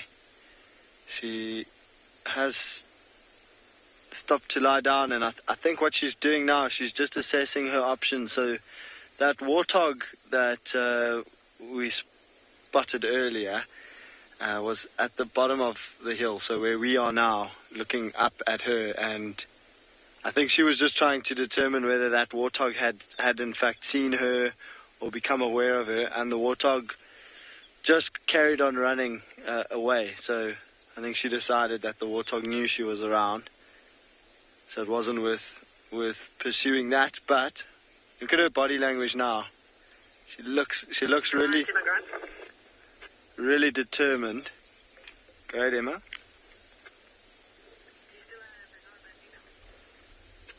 Yeah, FM, she's cut east of Honey Badger, and we're still viewing her from Honey Badger. You're welcome to join us a second. So she is heading in the direction of where I mentioned earlier there were some wildebeest. And we're just going to have to see. Hopefully she carries on walking. But I think she might be trying to get into a position where she might be able to try and hunt those wildebeest.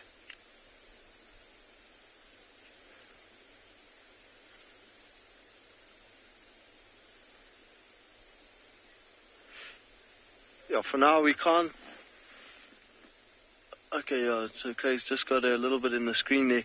We're not going to go anywhere for now because she is showing interest in those wildebeest, but she's got quite a bit of ground to cover. So we're just going to see what happens.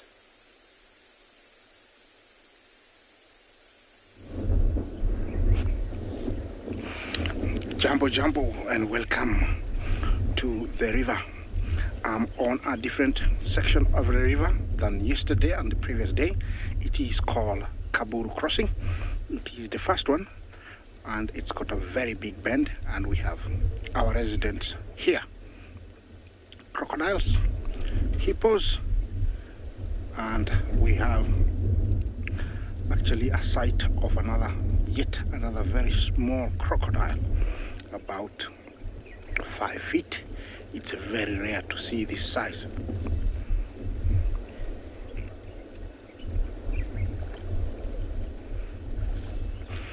Jambo Alexander, thank you for your question. You want to know if a crocodile can bring down a buffalo. It has never been recorded, but according to my experience in deep water, the crocodile, a fully grown crocodile, not that size, but we'll be sharing with you a good size crocodile. This is big, but not as big as, the first one we'll be showing you shortly. In deep water, the crocodile will have an upper hand. Just look at that size. James is gonna show you a very good size crocodile. This is a monster. This is a good 16 feet and this guy could weigh over 600 kilos. This one can bring down a buffalo that weighs around 700 kilos in deep water. That is my answer. But it's something that is rarely recorded because buffaloes rarely cross. What they do is they come to drink and leave. But places like the Okavango, buffaloes do swim. I don't know if this has ever been recorded, but over here, we've never seen them cross. My main answer is in deep water, the crocodile would have an upper hand. It will take down a buffalo. Yes, hippos are here, very fast asleep. Today, everybody has got his own style. Normally they have an angle parking. Today is freestyle parking. Looks like we have few facing us, others facing outwards. Remember, it's unusual, but something just happened this year where we're seeing more and more hippos out of water. They have a very undeveloped skin, which they can get sunburn.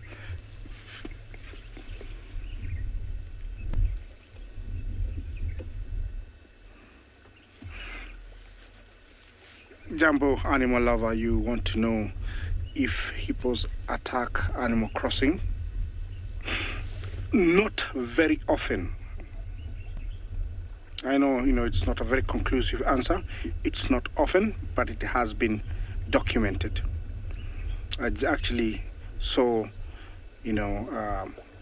hippo interfering with a crocodile taking a wildebeest, and the hippo saved the wildebeest.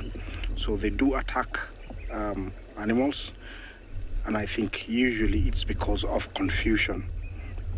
There is nothing forcing them to do so because they are not, carnivores, but the confusion that is usually, involved during a crossing forces them to get aggressive, and by doing that, they attack whatever is in sight. Animal lover, that is my answer, but it is very rarely documented. We are on the banks of the Mara River.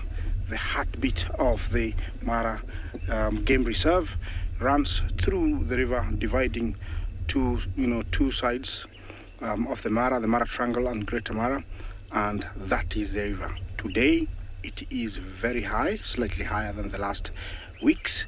The reason is we've had lots of rain upstream. Over here, it's one of the deepest sections, and if something was to cross here, the crocodiles will have, full advantage. As we speak about crocodiles, let's learn more about crocodiles and how they take down their prey. We have become accustomed to seeing the lengthy reptiles of East Africa execute stealthy approaches and epic takedowns along the watery banks of the Mara River. So imagine our surprise seeing a similar scene play out in southern African waters. an impala marooned on an island, having been possibly chased earlier that morning by some hungry wild dogs hankering for breakfast.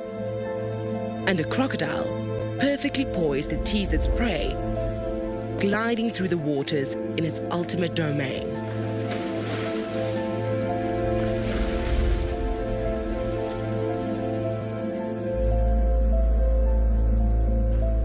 Having had enough of this cat and mouse, the crocodile began its approach, forcing the impala's hoof.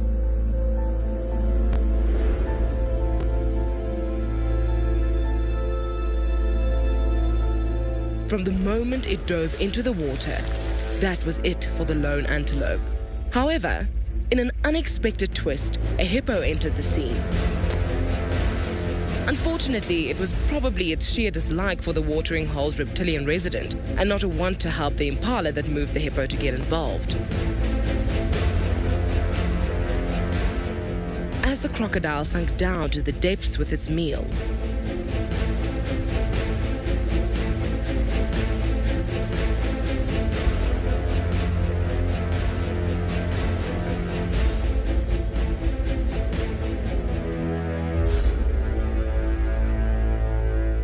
waters calmed down, without a sign of the turmoil that had unfolded, bar some annoyed hippos.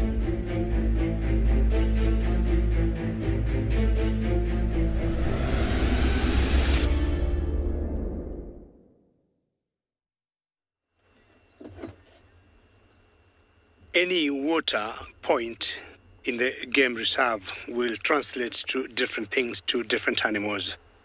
To predators, is always a source of food, and to prey, sometimes it means death.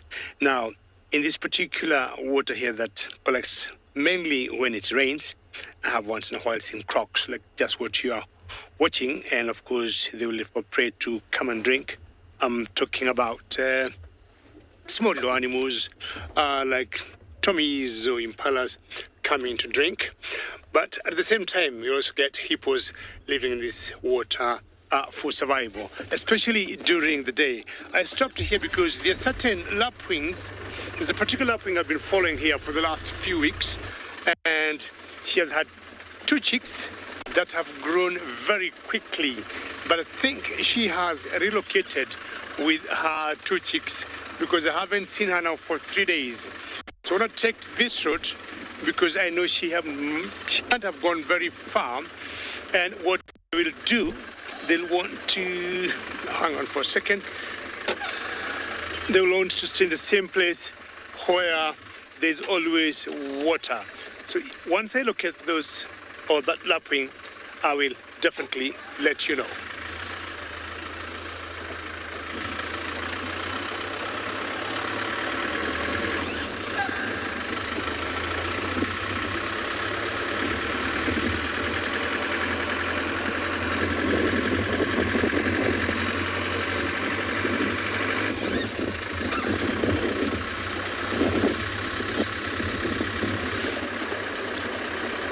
So normally when lapwings move away, they don't go very far. Let me just stop here. There's one just found. I'm not sure it's this one or not. Let's see. Because if it's her, she should be having her 2 chicks. Let's just find out. So we just got this lapwing here. Let's go to spa. Welcome back to Ambient Pinda, everyone. And we've looped around to try and see, get a different angle on that ridge that the lioness was on. And we haven't been able to see her again. But we can see that the wildebeest that she was looking at. And there's also some warthogs moving around.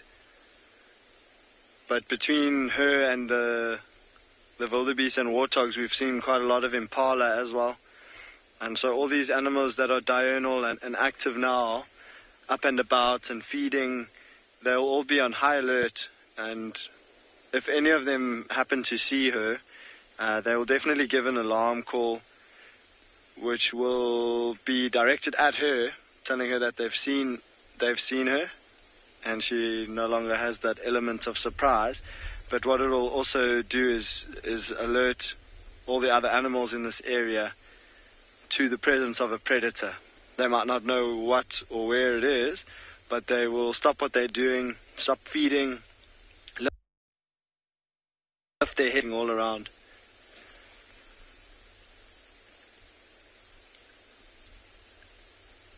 Trying to see if they can spot the predator. There's warthogs right up where the lioness was. So we're just going to stick in this area because, we're very hopeful that something might happen.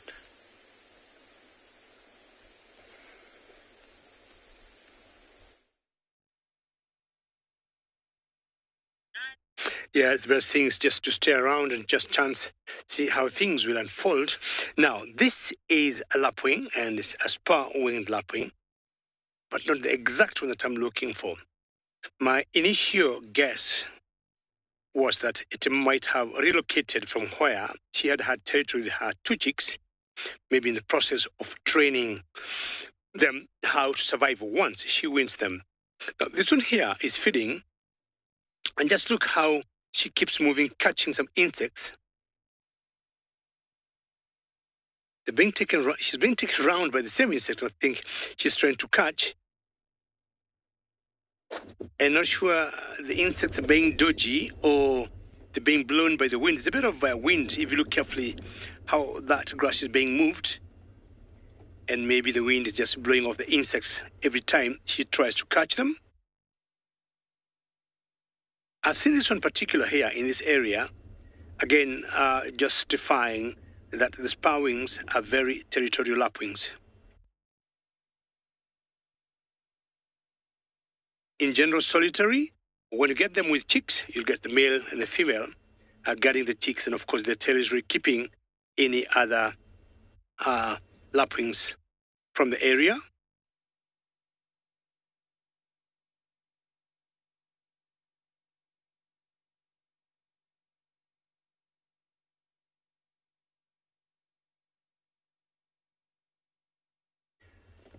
In general, I'll tell you the lapwings here, the spur-winged lapwings, they only make one call when in fight. They rarely alarm. Unlike, the guinea fowls or the fox-tailed drongos that become quite vocal when they see a predator, these ones don't do that.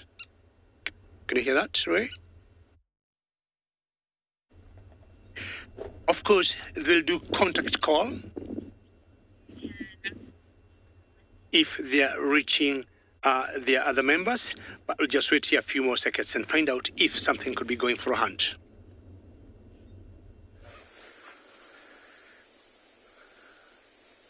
Okay, welcome back to Ambient Pind, everyone. We've managed to spot the lioness, and she is just off to the right of where those warthogs are now.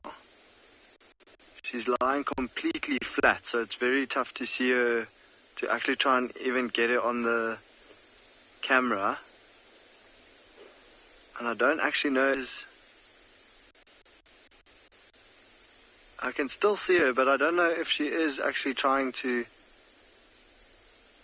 go for those warthogs.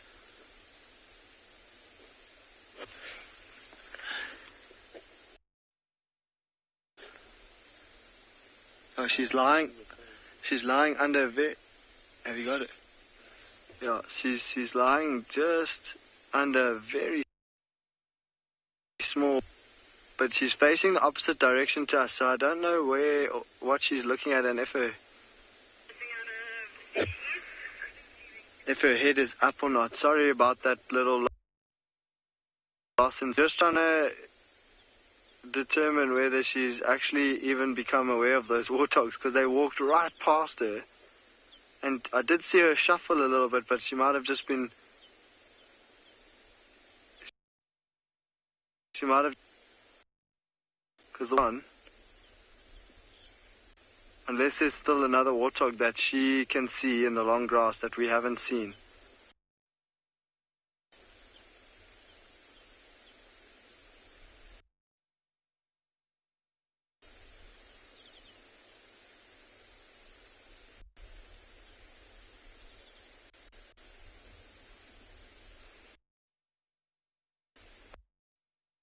directly away from us. So in the same direction that we're looking, she's looking like that. You can just see the backs of her ears, those black tips on her ears. So it seems as though those warthogs have gotten lucky today.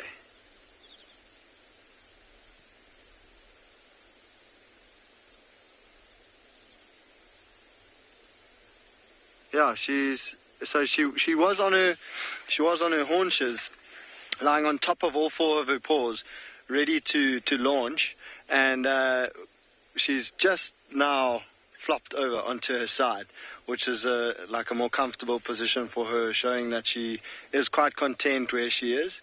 And I don't think hunting again. I think she's going to be resting for the day, so we're going to move on and see what else we can find.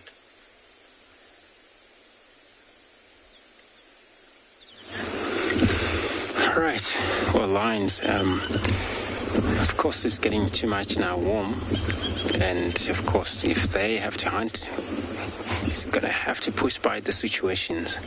Now we come back to this very much open area.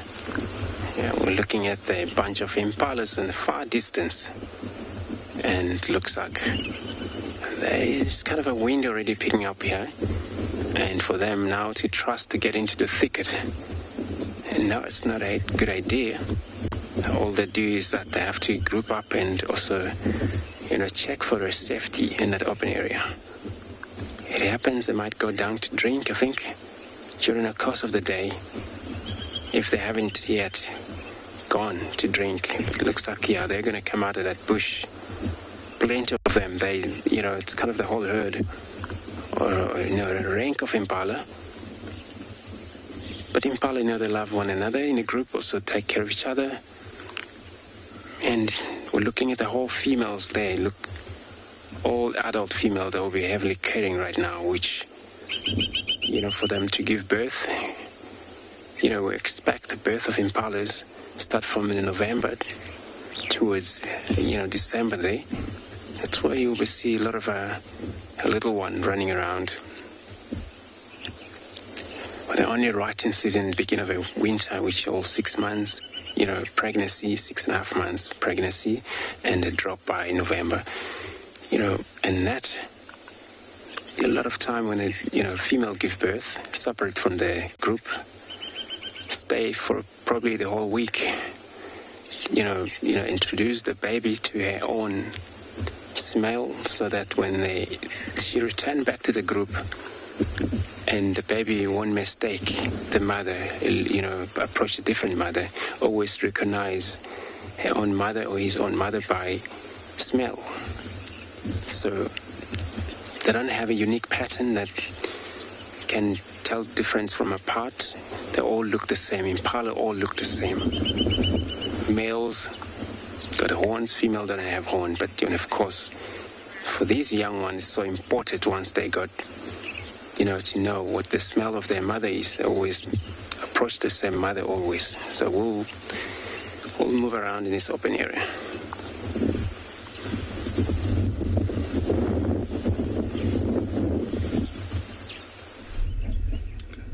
Live. Yes, we are still here, and we were talking about how big these guys get and how heavy they can be. And just look at that guy. I would assume he's a good 700 kilos, and that is quite huge and heavy. You don't want to mess around with them. Without these, crocodiles, a certain number of wildebeest will not be taken down, and so they play a very big role in making sure that they play a role in cutting down on a good number of wildebeest plus other animals. Of course, the river does the most justice. There's an year where I think we lost about 50,000 wildebeest in this river. The river was high, and so they were washed downstream. Normally I would assume about 10,000 are killed in a normal migration, and that is the highest number, I would say, that is killed by these waters. Yes, the hippos are basking, and that's what they do best during the day. going out only at night, spending around 8 hours out there grazing, eating up to 60 kilograms of grass. Drinking, I cannot tell you how much because they're in the water. It's very hard to experiment that. Fully grown hippos can weigh up to around 4,000 pounds or 2,000 kilos. That is a huge animal. And although they're that heavy, they're much faster than us, and also they have endurance. Those birds you see on top there are oxpeckers, and sometimes they can be a nuisance because you can tell the hippo is getting irritated. Sometimes when fighting or going through bushes or being hunted, the lions claw the skin, they open, and also going through the bushes, they get cut during fighting. You know, they have these big, long canines. They get cut, and so when they come sit like this, the oxpeckers peck on the wound, making it worse. And I have seen where hippos just stand up and walk towards water because they feel better in the water, but it's not for very long because also in the water they are fish and also they can feed on the wounds. So it can get really, really septic from these birds. And this is a symbiotic relation, we call it parasitism, where the host becomes, can die from hosting somebody else. The bird to the right, bobbing its tail and moving its head back and forth, is called a pied wagtail. It's one of...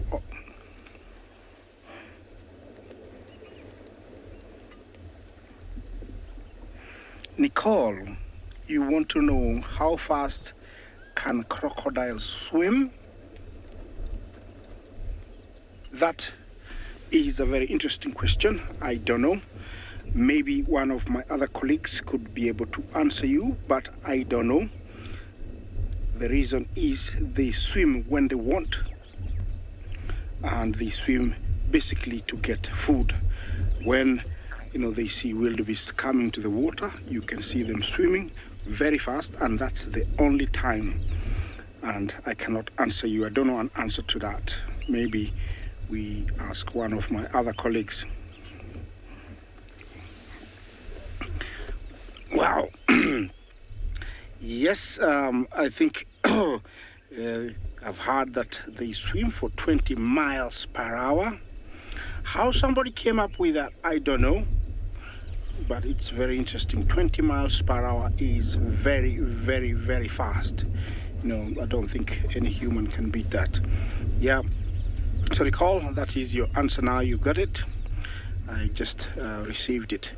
So for me, I don't know, but they say 40 miles an hour is how fast they can swim. Yes, I'm not leaving this spot because rumor is there is wildebeest coming down. I don't know how long it will take them to get here, but I'm staying in this perch.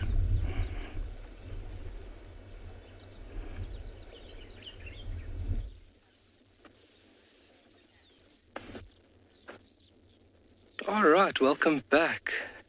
Just with time going on, as so does the heat. It's really starting to get a bit hotter now, and this is typically what a large majority of antelope will do, is seek a nice shady spot and evade that midday period, just residing under the shade, conserving water.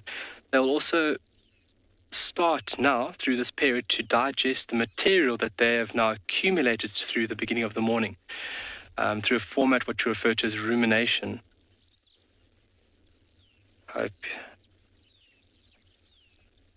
hope it wasn't the sound of my beautiful voice that deterred him there. I think maybe he just wants to move on. But he'll more than likely find another little shady spot. Oh, there's another kudu just to the left of that, David. It's actually walking towards other kudu. So not uncommon to see two bulls together. Kudu itself have just come through their breeding period. They typically mate through the winter period in South Africa.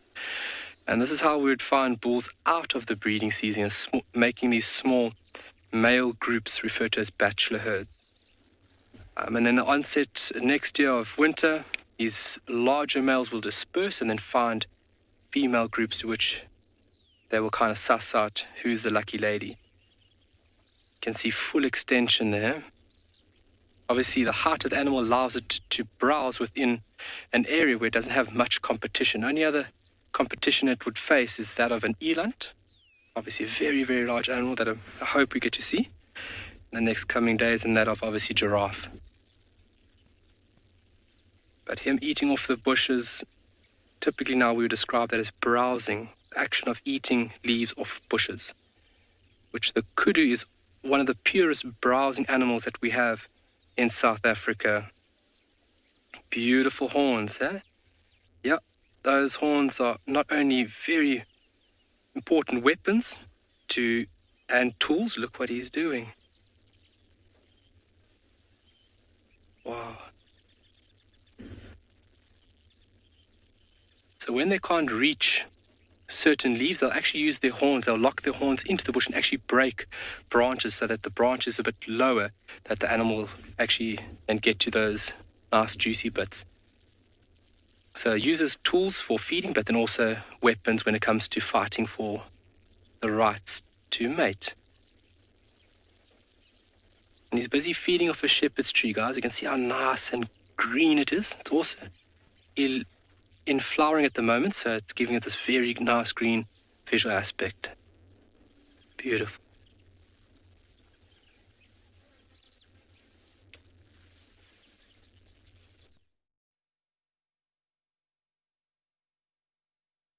Interesting that, we have seen kudus, because we do not have the kudus in the Masai Mara. I mean, beautiful antelope to look at, but I'm enjoying watching two huge bulls of elephants here. And I might say one on the right, currently, I could be wrong, could be the largest bull I have seen recently in the Masai Mara. Look at him. He's just having a drink there.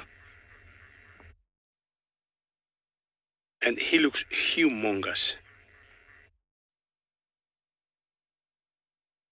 They've definitely formed a bachelor's club, because I've seen these two a few times, and I've compared every other bull that I've seen, none that's bigger like the one walking slowly behind there.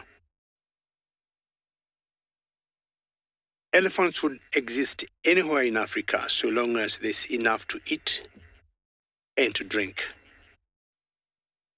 And with certain areas like Masai Mara or Kruger National Park being conserved for wildlife, we're guaranteed these animals will be here almost forever. So long as there's enough vegetation of any sort, be it grass, shrubs, trees, leaves, enough to drink, they'll always thrive. I'll just wait for it to cross the road, and then I'll try and move on, see whether I'll be able to catch up with Jasuri before the show is over.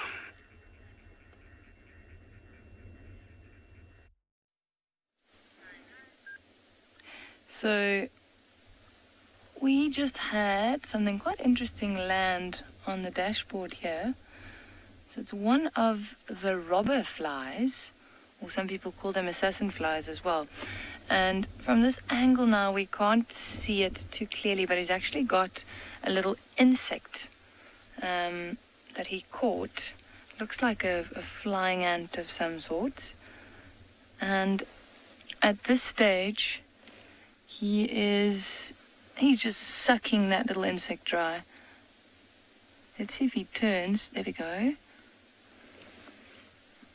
Might see on the left-hand side, if you look at his head, you'll see the wing of the insect that he's busy feeding on.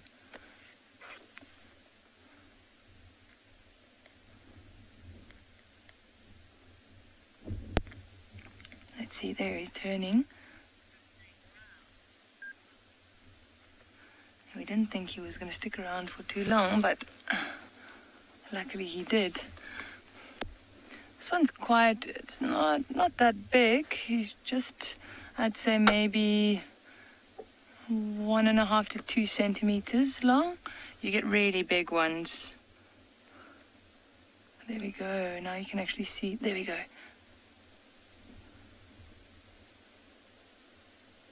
Just trying to twist it around.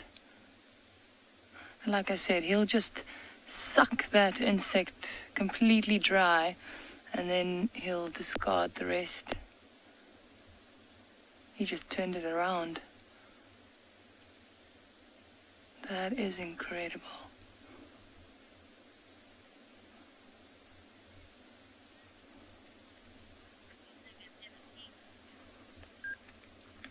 Yeah, this is, it's hearing a lot of people saying they haven't seen this before.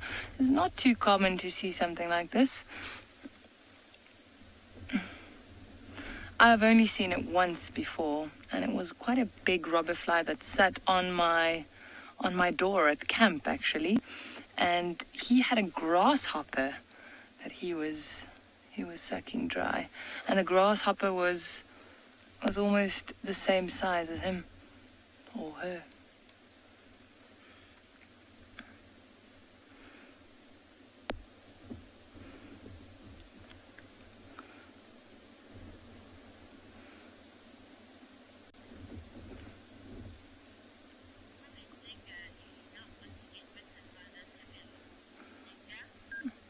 Dinga, you do not want to get bitten by this fella. Yeah, I agree. They are little predators, but I doubt that he'd go for a human. He's probably as scared of us as most humans would be of him.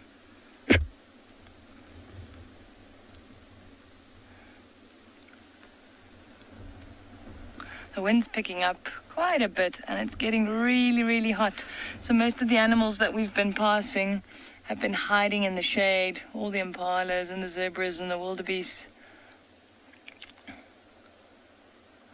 Very lucky we found this little guy. Well, he found us, actually.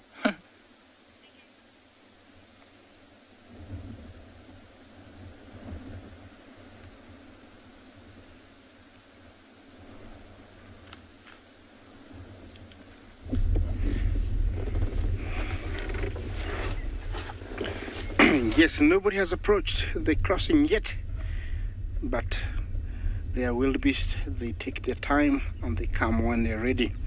It is always very exciting when I know they're coming. When they come, I don't know. So I just have to sit patiently, and this is the game you have to have when you arrive here. I've always reminded everybody that when they arrive, they can go immediately onto the water and go across. And where they cross here is in between that croc and the hippos, and they go out on the other side of the rocks. You see those rocks there? That's where they normally go out. It is very tricky there because it's very, very deep. We usually see crocodiles getting them, along that corner. So I'm hoping to see that in the next coming days, because they have started approaching the river. And there's quite a good number of zebra also that are approaching. When I say approaching, they're about 5 kilometers. We still might take another two days, but there is a small handful of wildebeest that might be approaching the river, today. The reason they cross the river is to get from one side to the other, which is still Kenya, and it helps them get closer to where their destination is, which is the Serengeti, where they'll be heading the rest of the year, plus the first bit of next year. They go all the way to southern Serengeti, a place called Olduvai Gorge, and that's where they give birth. I'm not leaving this spot. I'm staying here just in case they come.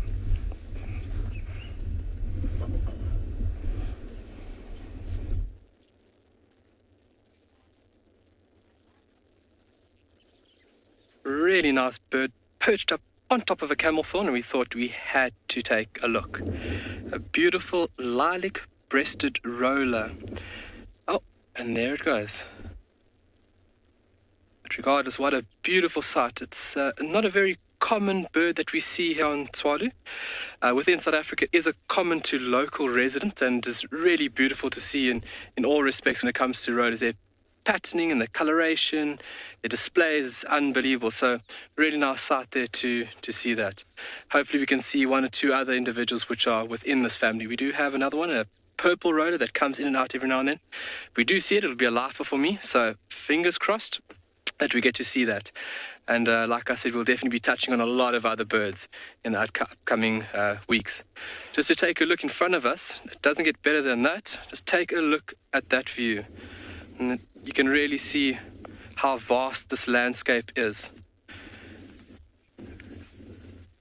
Far set mountains of the beautiful Coronaburg range, which is obviously a dominant rock feature within Tswalu. It runs north-south. Will, are there any wildfires at the moment? Not currently. It's something that we need to pay close attention to all the time, and Tswalu is obviously taking that in consideration. We have to have a procedure in case of the unlikely event of a fire. So yeah, we've got procedures in place, and as well as a team that's dedicated and has the skills and knowledge on how to control and fight fires. We are within an arid savanna, so the vegetation here, if it does catch light, it can run rogue and create a lot of damage. So we have to ensure that we know what we're doing when it comes to a fire in case at that unlikely event. At the moment, no, in my time at Tswalu, thank you that I haven't experienced a wildfire yet, but it can be pretty dangerous for a lot of things, including us. Yeah.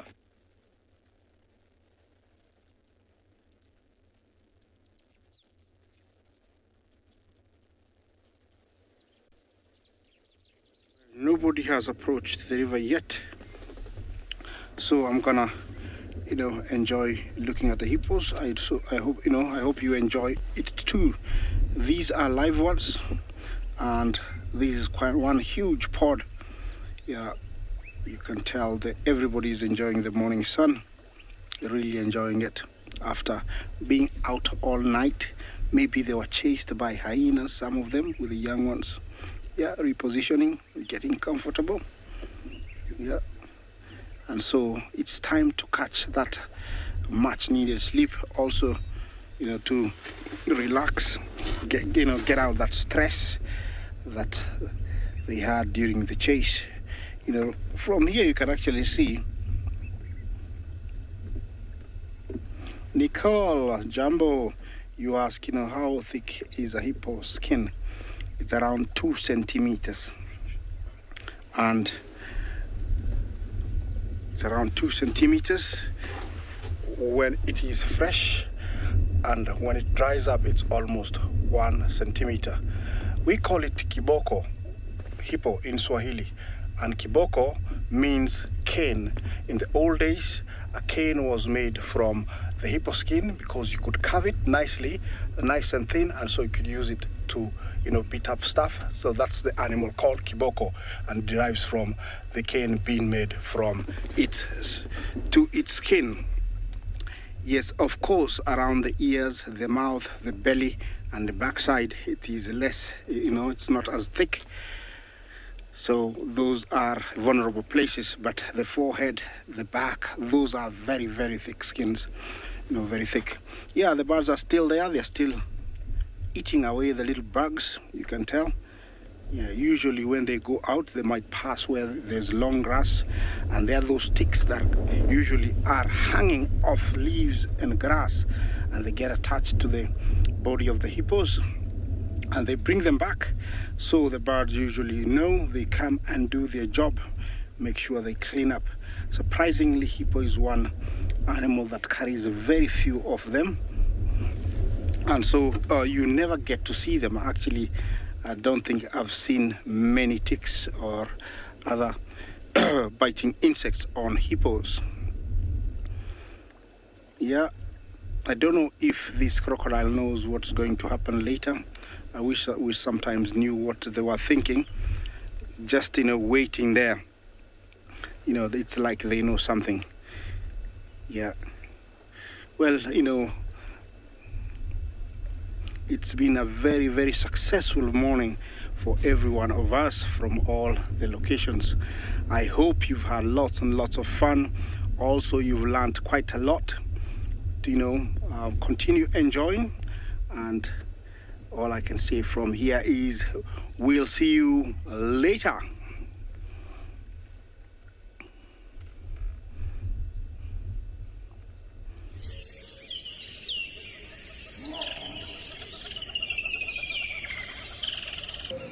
This program features live coverage of an African safari and may include animal kills and carcasses. Viewer discretion is advised. Jumbo, hello, everybody. A very